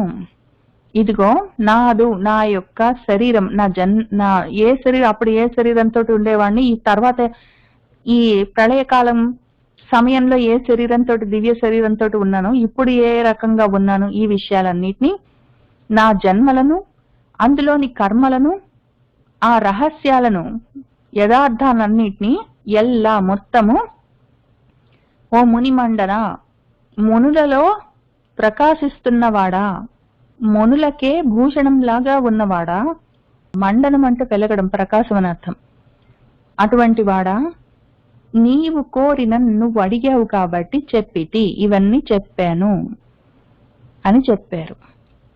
యమనియమాది యోగములన్ ఆత్మ నియంత్రితమయ్యు కామరోషముల ప్రచోదితంబయగు, శాంతి వహింపదు, విష్ణు సేవచే క్రమమున శాంతి గైకొనిన కైవడి, నాదు శరీర జన్మ కర్మముల రహస్యమెల్లా మునిమండన చెప్పితి నీవు కోరినన్ అని ఇట్లు భగవంతుండగు నారదుండు వ్యాస మునీంద్రుని వీడ్కొని వీణ వాయించుచు యదృచ్ఛా మార్గంబునన్ సనియన్ అని సూతుండు ఇట్లనియే అని. ఈ విధంగా భగవంతుడైన నారదుడు వ్యాస మునీంద్రుడి దగ్గర వీడ్కొని సెలవు తీసుకొని వెళ్ళొస్తానని చెప్పి మళ్ళీ ఆయన వీణని ఆయన వాయించుకుంటూ యదృచ్ఛా మార్గం, యదృచ్ఛ అంటే ఆయన స్వేచ్ఛా మార్గంలో, ఆయన ఇష్టం వచ్చిన సైడ్కి ఆయన ఆ మార్గంలో చనియే వెళ్ళిపోయాడు, ఆయనకి బుద్ధి పుట్టిన వైపుకి ఆయన వెళ్ళిపోయాడు అని సూతుడు మళ్ళీ మనందరికి, సౌనకాది మునులకు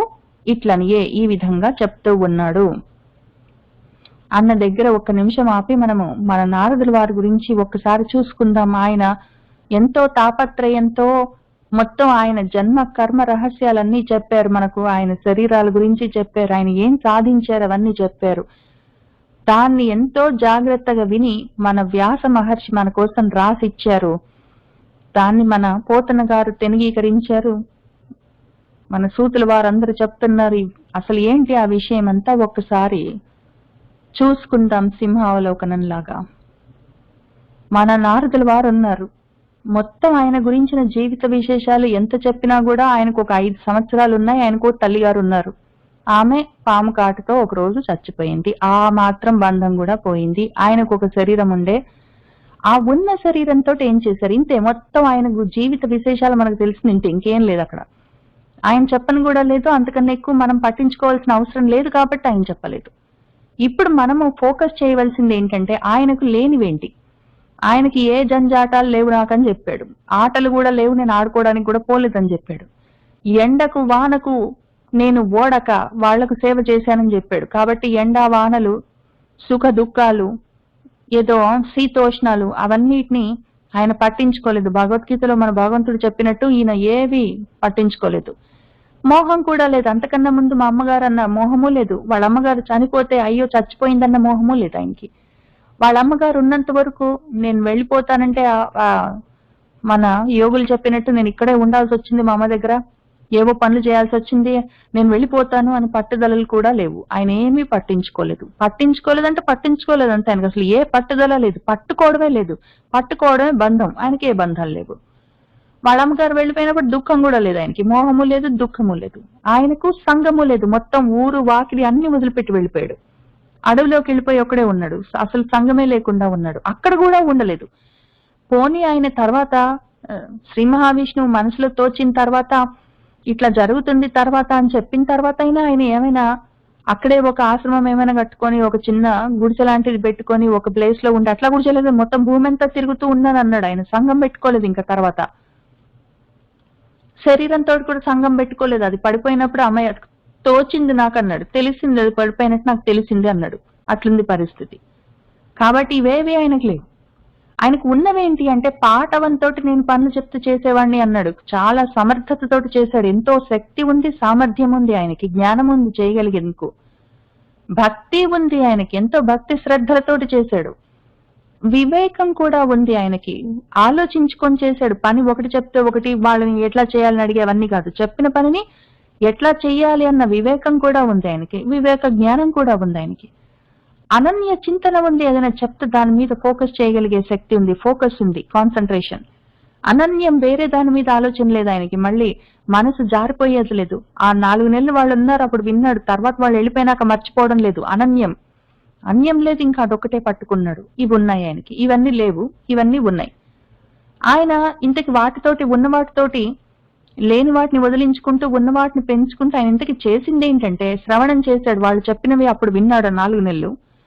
తర్వాత భగవంతుడు చెప్పిన వాటిని చాలా జాగ్రత్తగా విన్నాడు. భగవంతుడు చేసిన వాళ్ళు గురువులు చేసిన ఉపదేశాన్ని విన్నాడు. భగవంతుడు చేసిన ప్రవచనాన్ని విన్నాడు. ఆ శ్రవణం చేశాడు. చేసిన దాన్ని జారిపోకుండా మననం చేశాడు. శ్రద్ధగా మననం చేశాడు. వాళ్ళు ఆ గురువులు 4 నెలలు చెప్తే మళ్ళీ వాళ్ళ అమ్మగారు పడిపోయిన తర్వాత మళ్ళీ ఈయన అడవిలోకి వెళ్ళిన తర్వాత కూడా చేస్తూనే ఉన్నాడు ఆ విషయాన్ని మననం. ఎంత చేశాడంటే ఆయన ఒళ్ళు ఆయనకు తెలియకుండా చేశాడు. దాంతో భగవంతుడు కనపడి ప్రవచనం చేశాడు. మళ్ళీ దాన్ని మర్చిపోకుండా చేశాడు. మననం చేస్తూనే ఉన్నాడు ఇంకా శరీరం పడిపోయిందాకా. ఆ విధంగా ధ్యానంలో ఉన్నాడు ఆయన. మొత్తమే నిష్ఠలో ఉన్నాడు. ఆ విధంగా ఆయన యోగ సాధన చేశాడు. చేయడం వల్ల ఏమైందంటే ఆయనకి ఈ వైరాగ్యం ఆయనకి ఎప్పుడూ ఉన్నది. పసి వయసు నుంచే ఉంది, అది పెరుగుతూ ఉన్నది. ఆ తర్వాత భక్తి కుదిరింది, అది అట్లా నిలబడి ఉంది. ఎందుకంటే నువ్వు ఈ విధంగా నా మీద పెట్టుకున్న ప్రేమ అది వ్యర్థం అవ్వదు, నా మీద భక్తిగా మారుతుంది అని చెప్పాడు. చెప్పి ఆ విధంగా సాధన చెయ్యని చెప్పాడు భగవంతుడు. కాబట్టి ఆ భక్తి ఆయనకి కుదిరింది. దానివల్ల జ్ఞానం కలిగింది. జ్ఞానం కలిగేసరికి ఆయన ఇంత దూరం వచ్చారు. కాబట్టి ఈ భక్తి, జ్ఞానం, వైరాగ్యం 3. వైరాగ్యం ఎందుకంటే ఇవన్నీ లేవు కాబట్టి వైరాగ్యం, విరాగం. ఇవన్నీ లేవు, లేకపోతే అది వైరాగ్యం ఆటోమేటిక్. ఇవన్నీ ఉన్నాయి కాబట్టి భక్తి. ఆయన 12వ అధ్యాయంలో చెప్పినట్టు మొత్తం విషయాలన్నీ ఉన్నాయి, అది భక్తి. కాబట్టి దానివల్ల కలిగింది ఏంటి? శ్రవణ మన్నాదులతోటి, ధ్యానంతోటి, ఆ సాధనతోటి ఆయనకు కలిగింది జ్ఞానం. ఎందుకంటే యోగం లేకపోతే కుయోగికి లేదా అయోగికి యోగం లేని వాడికి నేను కనిపించను, కాబట్టి నువ్వు ఈ విధంగా ప్రయత్నం చెయ్యి అని చెప్పాడు. ఆ సాధన చేసుకున్నాడు ఆ పిల్లాడు. సాధన అంటే ఏంటి? జ్ఞానం. ఎందుకంటే 13వ అధ్యాయంలో ఇదే జ్ఞానము, ఇవి కానివి మిగిలినవన్నీ అజ్ఞానము అని చెప్పాడు ఆయన. కాబట్టి ఆ జ్ఞానం అని ఏమున్నాయో ఆయన సాధన చేసుకున్నాడు. కాబట్టి యోగ సాధనే జ్ఞానం. భక్తి వైరాగ్యాలతో సాధనతో కలుపుకొని ఆయన మొత్తం భక్తి జ్ఞాన వైరాగ్యాల్ని సాధించి ఆయన ఈ స్థితికి వచ్చాడు. ఇది ముఖ్యం, ఇది ముఖ్యం. ఇవి ఉన్నాయి యాన్సిలరీ విషయాలు, ఏవో ఒకటి ఉంటాయి చెప్పడానికి, నిమిత్తాలు ఉంటాయి, ఏవో ఒకటి శరీరం ఉండడానికి కారణాలు ఉంటాయి. అది ముఖ్యం కాదు. ముఖ్యం ఏంటంటే ఆయన చేసుకున్న సాధన. సాధన అంటేనే జ్ఞానం. కాబట్టి ఆయన ఈ స్థితికి వచ్చాడు.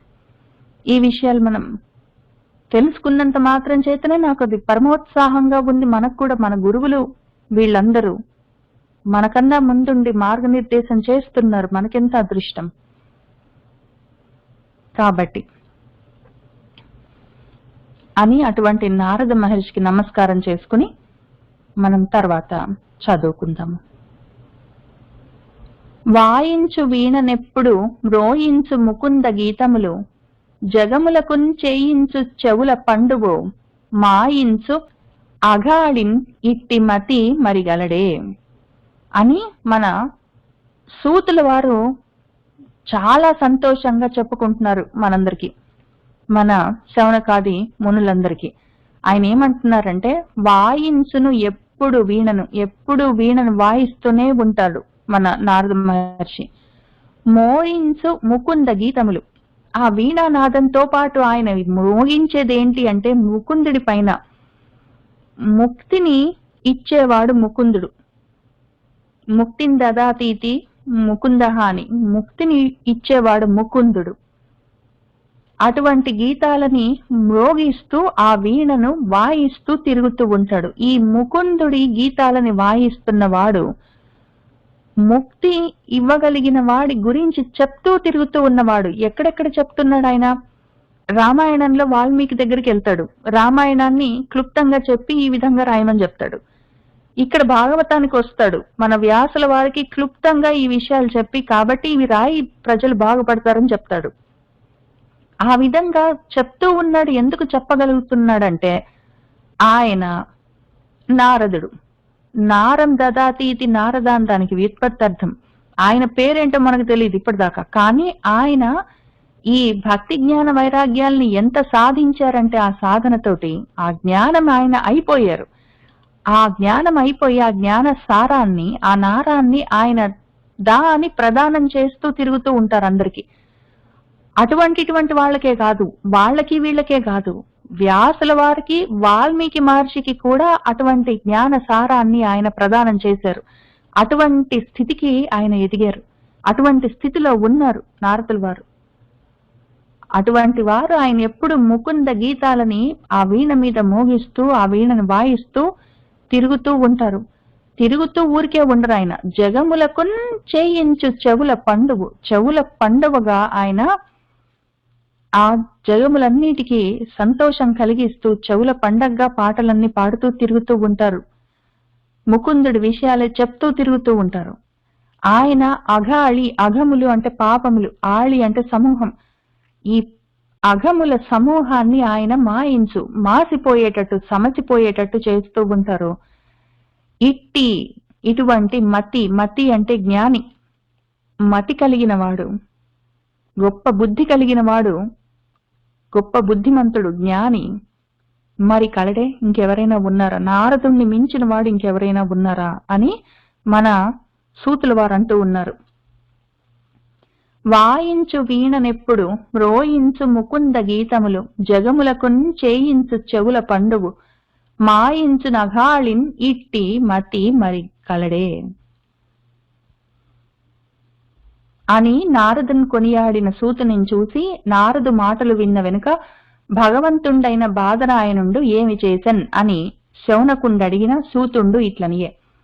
బ్రహ్మదైవచ్చే అయిన సరస్వతి పడమటి తీరంబున ఋషులకు సత్రకర్మవర్ధనంబై బదరీ తరుషండ మండితంబై శమ్యాప్రాసంబను ప్రసిద్ధంబగు ఆశ్రమంబు గలదు.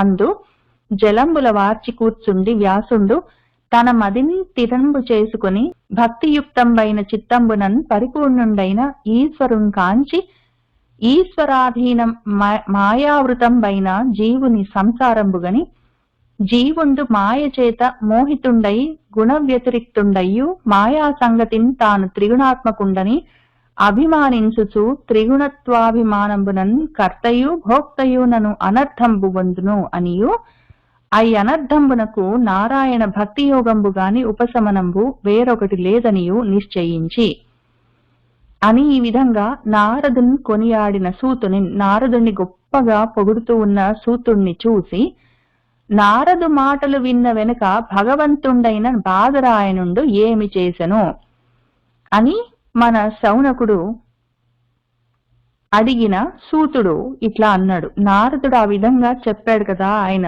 చాలా విషయాలు చెప్పారు. ఎందుకు వ్యాస మహర్షి మనసు బాధపడుతుంది, దుఃఖిస్తుంది అని కారణము చెప్పి, తర్వాత ఏంటి చేస్తే అది బాగుపడుతుంది అని చెప్పి, దానివల్ల మనందరం ఎట్లా బాగుపడతామని చెప్పి, దానికి కావలసినది ఒకటి తన జీవితమే, తన కథనే కథగా చెప్పి నారద మహర్షి వెళ్ళిపోయిన తర్వాత ఆ మాటలు విన్న తర్వాత వెనుక భగవంతుడైన బాదరాయనుడు మన వేదవ్యాసుడు ఏమి చేసెను అని శౌనకుడు అడిగితే, అప్పుడు సూతుడు ఏం చెప్తున్నాడంటే, బ్రహ్మదైవత్య అయిన సరస్వతి పడమటి తీరంబున బ్రహ్మ అధిదైవతంగా ఉన్న సరస్వతి నదికి దాని యొక్క పడమటి తీరంలో ఋషులకు సత్రకర్మవర్ధనంపై సత్రయాగాలవి చేసుకోవడానికి అనువుగా ఉన్న ఈ బదరి తరుషండ మండితము, బదరి తరువులు అంటే రేగు చెట్లు, తరువులు అంటే చెట్లు, బదరి అంటే రేగు, రేగు చెట్ల షండం, షండం అంటే సమూహంతో మండితము నిండి ఉన్న ఒక శమ్యాప్రాసం అనే ప్రసిద్ధమైన ఆశ్రమం ఉంది. శమ్యాప్రాసం అంటే శమంతో నిండి ఉన్న ఆశ్రమం అని అర్థం. అది శాంతితో ఉంటుంది. ఆ ప్రశాంతంగా ఉన్న ఆ బద్రిక ఆశ్రమం ప్రాంతంలో దీర్ఘ సత్రాలు అవన్నీ చేసుకోవడానికి చాలా అనువుగా ఉంటుంది. ఆ ఆశ్రమం ఒకటి ఉంది, అది చాలా ప్రసిద్ధం, చాలా పేరున్న ఆశ్రమం అది. ఆ ఆశ్రమం అందులో ఆయన ఏం చేశాడంటే, అక్కడ ఆ సరస్వతి నదిలో జలంబుల వార్చి ఆయన సంధ్యావందనం చేసుకున్నాడు. తెల్లవారుతున్న సమయం, పాపం ఆయన మనసు బాగలేదు, రాత్రంతా నిద్రపట్టిందో లేదో, తెల్లవారుజామున లేచాడు. ఇంకా ఆయన ఆశ్రమం పక్కన ఉన్న సరస్వతి తీరంలో తిరుగుతూ ఉన్నాడు.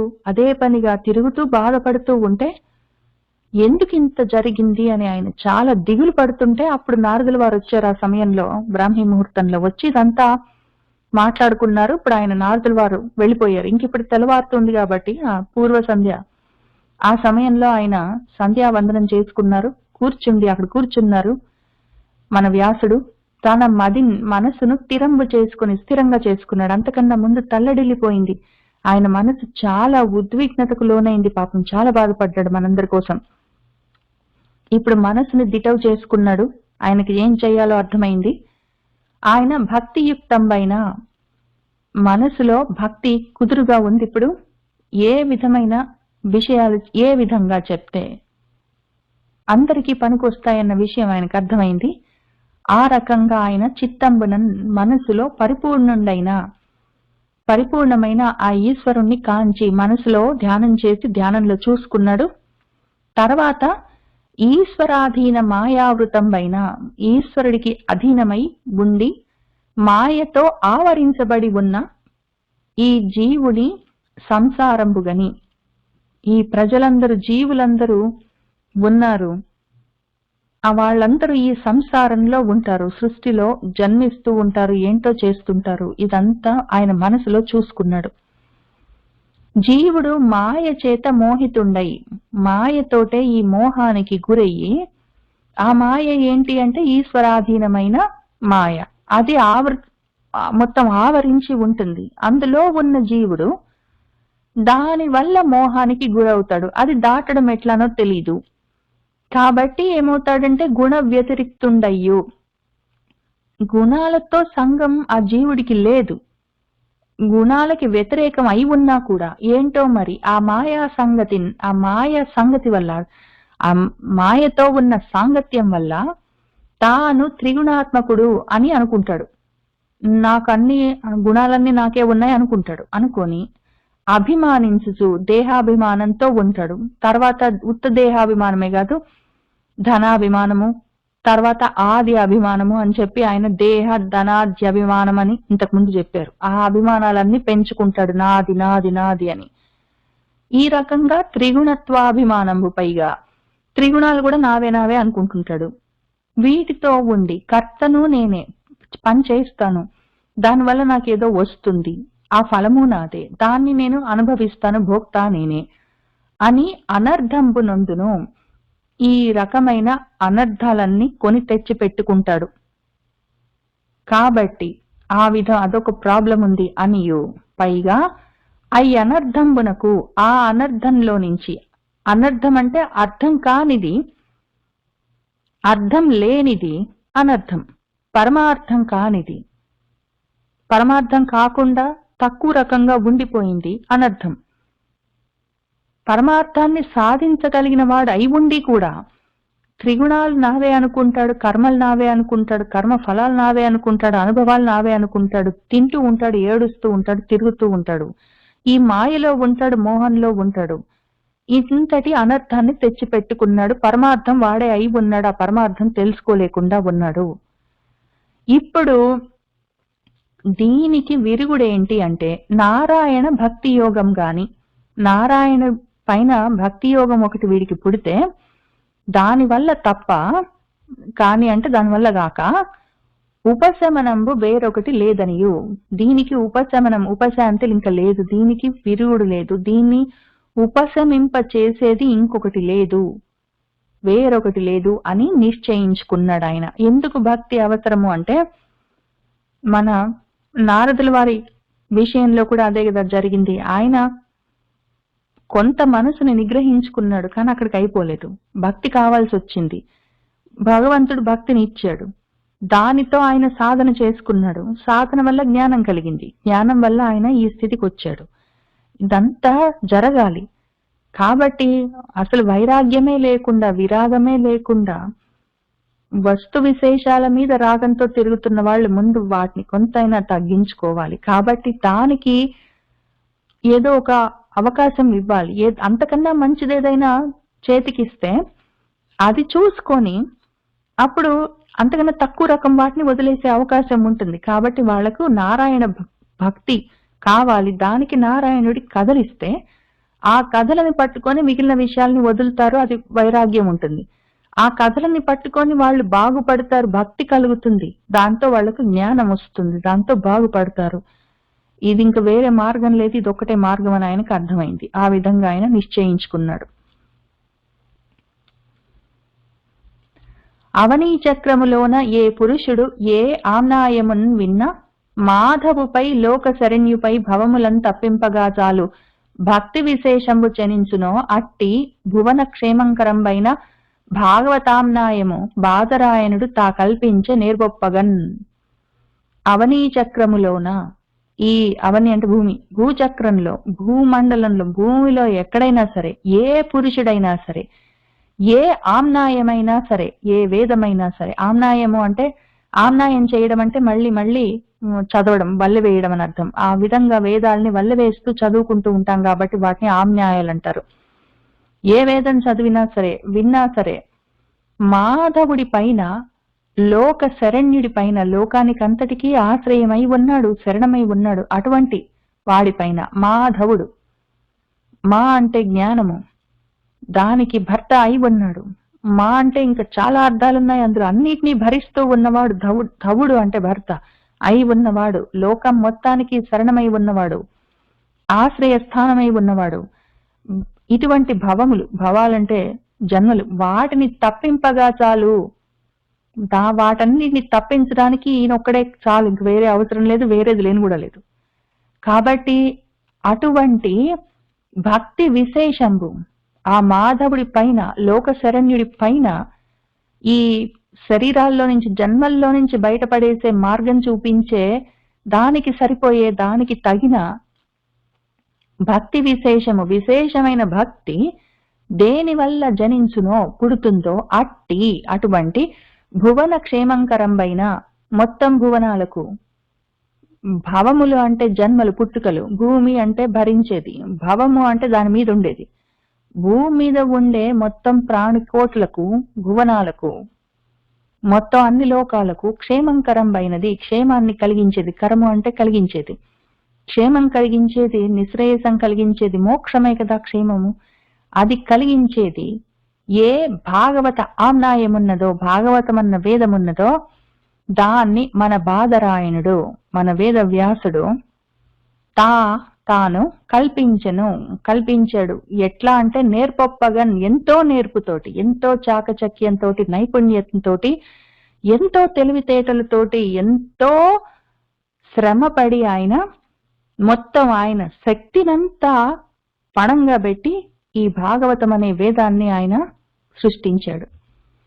అవనీ చక్రములోన ఏ పురుషుడే ఆమ్నాయమున్ విన్నన్, మాధవుపై లోక శరణ్యుపై భవములను తప్పింపగా చాలు భక్తి విశేషంబు జనించునో, అట్టి భువన క్షేమంకరంబైన భాగవత ఆమ్నాయము బాదరాయణుడు తా కల్పించి నేర్పొప్పగన్.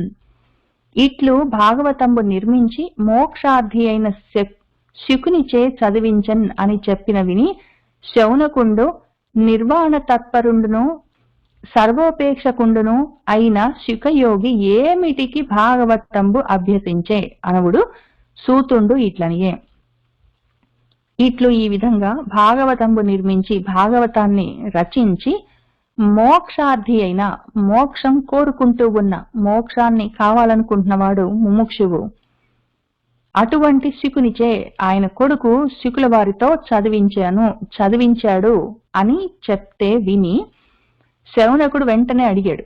నిర్వాణ తత్పరుడు, నిర్వాణం అంటే మోక్షం, మళ్ళీ తత్పరత, ఇంకా అదే కావాలన్న కోరికతో ఉన్నవాడు, సర్వ ఉపేక్షకుడు, మిగిలిన వాటన్నిటిని ఉపేక్షిస్తాడు. ఆయనకి నిర్వాణమే కావాలి, మిగిలినవన్నీ ఉపేక్ష. ఆయనకి మోక్షం పైనే ఆపేక్ష, మిగిలినవన్నీ ఉపేక్ష. ఆ రకంగా ఉన్నాడు. అటువంటి వాడు అయిన శుకయోగి, మరి ఆయన ఆల్రెడీ యోగి, ఆయన ఏమిటికి, ఎందుకని భాగవతాన్ని అభ్యసించాడు, చదివాడు అనవుడు అన్నప్పుడు సూతుడు ఇట్లా చెప్పాడు. ఇప్పుడు ఈ భాగవతం నాలాంటి వాళ్ళకంటే అర్థమైంది. ఏదో రకరకాలుగా పుడుతూ చస్తూ ఎందుకు పుడుతున్నానో పోతున్నానో తెలియక మోహంలో ఉండి ఆ మాయలోనే తిరుగుతున్న వాళ్ళకి భాగవతం చదివితే అందులో నుంచి బయటపడతారని చెప్పి మన వ్యాసముని ఇది రాశారు. ఆ విషయం నాకు అర్థమైంది. మరి శుకుడికి ఎందుకు? ఆయన అసలే ఆ విధంగానే ఉన్నాడు, ఆయనకు అన్ని తెలుసు. ఆయన కూడా మోక్ష కాని దానికోసం అని చెప్పి ఆయన వేదాలన్నీ చదువుకున్నాడు, వాళ్ళ నాన్నగారి దగ్గర, ఆయనకు అన్ని తెలుసు. ఆయన ఎందుకు మళ్ళీ భాగవతాన్ని చదివాడు? మాలాంటి వాళ్ళ కోసం కదా భాగవతము. ఏదో మందబుద్ధులు ఉంటారు, అల్ప జ్ఞానులు ఉంటారు, ఏదో తక్కువ జీవితాలతో ఉంటారు, ఆయుష్లతో ఉంటారు, టైం కూడా ఉండదు వాళ్ళకి. పైగా వీళ్ళందరి కోసం రాస్తున్నాను అని చెప్పారు కాబట్టి మా కోసం రాశాడని మాకు అర్థమైంది. శుకుడికి ఎందుకు అని అడిగాడు మన శౌనకుడు. ధీరులు నిరపేక్షులు ఆత్మారాములునైన మునులు హరిభజనము నిష్కారణము చేయుచుందురు. నారాయణుడు అట్టివాడు అనవ్య చరిత్ర అని చెప్పాడు. అనవ్య చరిత్ర, నవ్య చరిత్ర అంటే కొత్తగా ఇప్పుడే తయారైన చరిత్ర, ఇప్పుడే హిస్టరీ ఇప్పుడే మొదలైందంటే ఇంక ఈ మధ్య ఇంతకన్నా ముందు ఆయన ఏం గొప్ప పనులు చేయలేదని అర్థం. అనవ్యం అంటే పాతది అని అర్థం, పురాతనమైన చరిత్ర ఇది. ఎన్నో విషయాలు తెలిసిన వాడివి, ఎన్నో సాధించిన వాడివి అని అర్థం. కాబట్టి అటువంటి వాడా అని మన సూతుల వారు శౌనకుడితో ఏమంటున్నాడంటే, ధీరులు, ధీ అంటే బుద్ధి, బుద్ధి కలిగిన వాళ్ళు, జ్ఞానులు, నిరపేక్షులు, దేని మీద అపేక్ష లేని వాళ్ళు, అన్నిటినీ ఉపేక్షించే వాళ్ళు, మోక్షమే అపేక్షించే వాళ్ళు, ఆత్మారాములు, ఇంద్రియారాములై కన్నేదో చూసింది కావాలి, మన హిరణ్యాక్షుళ్లాగా లేదా చెవేదో విన్నది అది వింటాను, ఏదో తినాలనిపిస్తుంది తింటాను, ఎక్కడికో వెళ్ళాలనిపిస్తుంది వెళ్తాను, అవన్నీ ఇంద్రియాలతోటి ఉన్నవాళ్ళు ఆరాములు. ఆరాములు అంటే పాటలో రమించేవాళ్ళు, ఆశాంతం రమించేవాళ్ళు ఆరాములు. అటువంటి వాళ్ళు అందులోనే ఉండేవాళ్ళు, ఆరామం అదే వాళ్ళ ప్లేస్, వాళ్ళు ఉండే ప్లేస్. అటువంటి వాళ్ళు ఉంటారు ఇంద్రియారాములు, వాళ్ళు కాదు. ఈ జ్ఞానులు నిరపేక్షలు ఎటువంటి వాళ్ళు ఆత్మారాములు, ఆత్మలోనే వాళ్ళు రమిస్తూ ఉంటారు, ఆత్మారాములు. పైగా ఆత్మ ఆరాములు, ఆరామం అంటే ప్రదేశం, అది విశ్రామ స్థానం కాబట్టి ఆశ్రయ స్థానం, ఆ ఆత్మలోనే స్థిరంగా ఉన్నవాళ్ళు.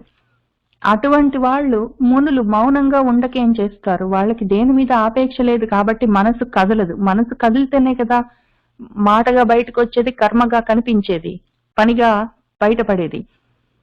అసలు దేని మీద అపేక్ష లేకపోతే కర్మలు ఉండవు, కాబట్టి కోరికలు ఉండదు, మనసులు కూడా కదలవు, మౌనంగా ఉంటాయి. అటువంటి వాళ్ళు మునులు.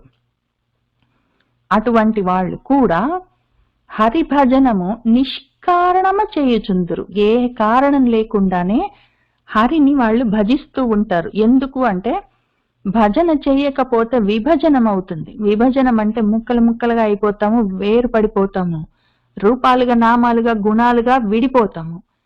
కలిసి ఉండడం భజనము, విడిపోవడం విభజనము. ఆ ఆత్మతో విడిగా ఉండడం వాళ్ళు చేయలేరు. కాబట్టి హరి భజనము చేస్తూ ఉంటారు వాళ్ళు, హరి భజనలోనే ఉంటారు వాళ్ళు, భజనమై ఉంటారు, విభజనమై ఉండరు. కాబట్టి నిష్కారణం, కారణం ఏం లేదు, అందులో ఉంటారు కాబట్టి వేరే కారణం ఏముంది వాళ్ళకి చేయడానికి, అందులోనే ఉంటారు కాబట్టి అదే చేస్తారు. ఆ రకంగా చేస్తూ ఉంటారు. ఎందుకు అంటే నిష్కారణంగా హరిని ఎందుకు భజిస్తారు వీళ్ళందరూ అంటే, కోరికలతో భజించే వాళ్ళు నారాయణుణ్ణి, కోరికల మీద వాళ్లకు ప్రీతి, దాని మీద కోరిక, దాని మీద ఉంటుంది వాళ్ళ దృష్టి, నారాయణుడి మీద ఉండదు. నారాయణుడి మీద నిజంగా ఎందుకు ఎవరికి ఉంటుంది ఆ భక్తి అంటే, కోరికలు లేని వాళ్ళకే. కోరికలు ఉన్న వాళ్ళకి కోరికల మీద భక్తి ఉంటుంది, కోరికలు లేని వాళ్ళకే నారాయణుడి మీద భక్తి ఉంటుంది. కాబట్టి అదున్న వాళ్ళకి ఈయన ఉండడు, ఉంటాడు కానీ వాళ్ళు తెలుసుకోలేరు.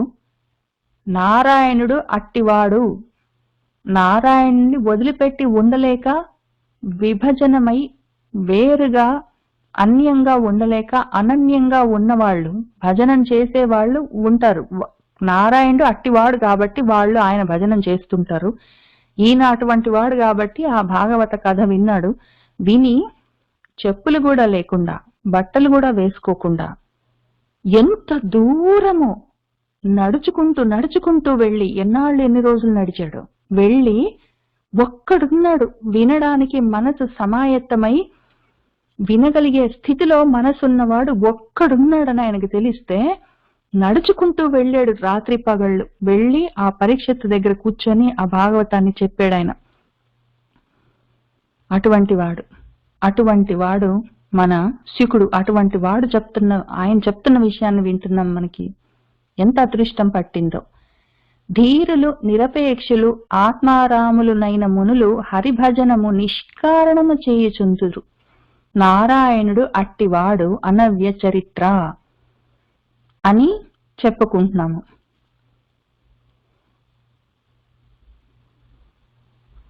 హరిగుణ వర్ణన రతుడై హరి తత్పరుడైన బాదరాయణి శుభ తత్పరత పఠించే త్రిజగత్ వరమంగళమైన భాగవత నిగమంబున్.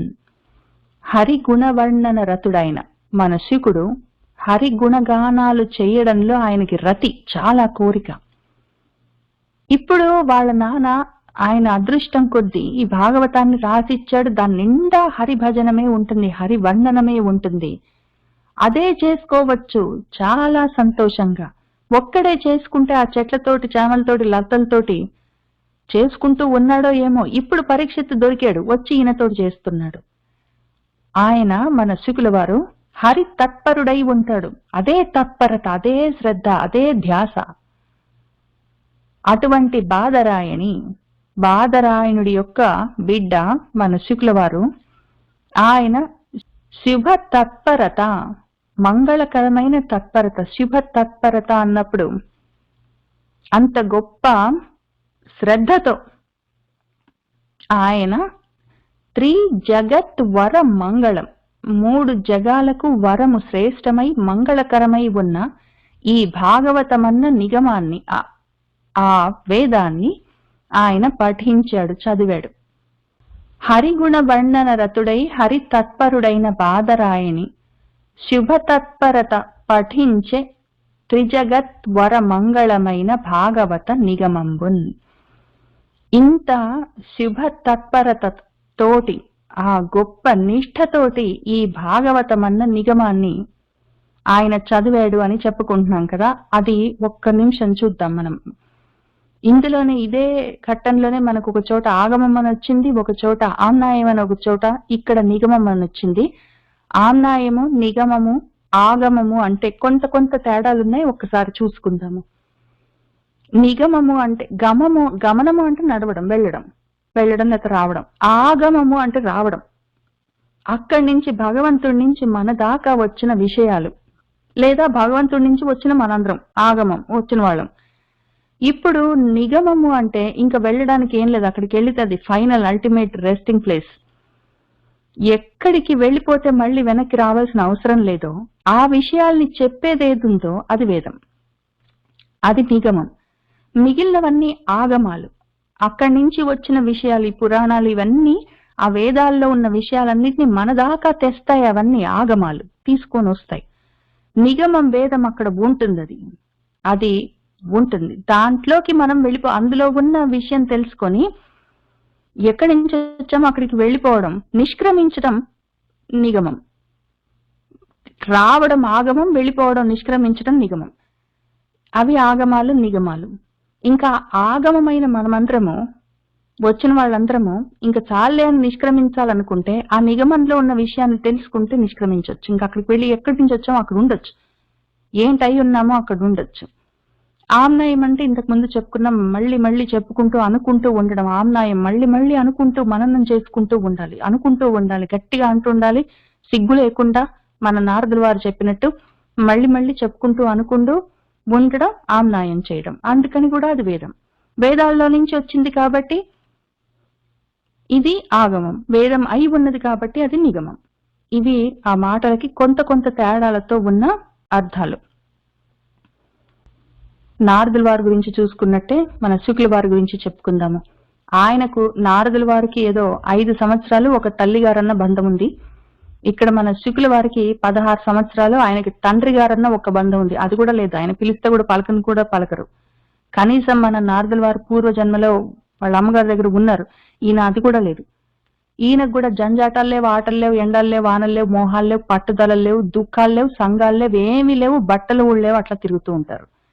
ఆయన దగ్గర ఉన్నది ఏంటంటే ఆ శక్తి సామర్థ్యం ఉన్నది, అది వినడం, నేర్చుకోవడం, అర్థం చేసుకోవడం, భాగవతాన్ని మొత్తం ఆమ్నాయం చేయడం, వెళ్ళి మన పరీక్షితుల వారికి తన అనుభవంతో కలిపి చెప్పడం. అంతటి శక్తి సామర్థ్యాలు ఉన్నాయి ఆయనకి. అంత దూరం నడుచుకుంటూ వచ్చి చెప్పారు. అంత భక్తి ఉంది, అనన్యమైన ఆలోచనతో కూడిన, అనన్యమైన చింతనతో కూడిన భక్తి ఉంది, అంతటి వివేక జ్ఞానము ఉంది ఆయనకి. వాళ్ళ నాన్నగారు చెప్పినవన్నీ నేర్చుకున్నారు, భాగవతంతో సహా శ్రవణం చేశారు, మననం చేసుకుంటూ ఉన్నారు. ఆయన అదృష్టం బాగుండి చెట్లకి చేమలకి కాకుండా వాటితో పాటు చెప్పుకుంటూ తిరుగుతూ ఉన్నారు. ఇప్పుడు పరీక్షితు దొరికాడు, ఇక్కడికి వచ్చి చెప్పుకుంటూ ఉన్నాడు. అంతవరకు మననం చేసుకుంటూనే ఉన్నారు.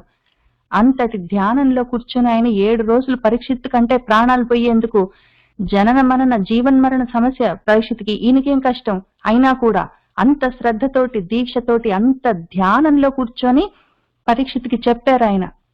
ఆయనకేం అవసరం, పసిపిల్లాడు, 16 ఏళ్ళు అయినా కూడా తిండి తిప్పలు లేకుండా నిద్రపోకుండా చెప్పాడు 7 రోజులు. 7 రోజులు పరీక్షిత్తు విన్నాడంటాము, చెప్పడానికి లేడు, 7 రోజులు చెప్పాడు ఆయన.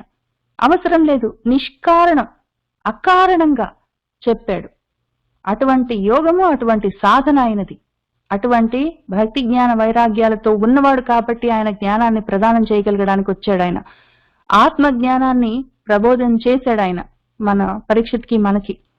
అటువంటి వాడు, ఆ శుకుడికి ఎన్ని నమస్కారాలు చేసుకున్నా తక్కువే.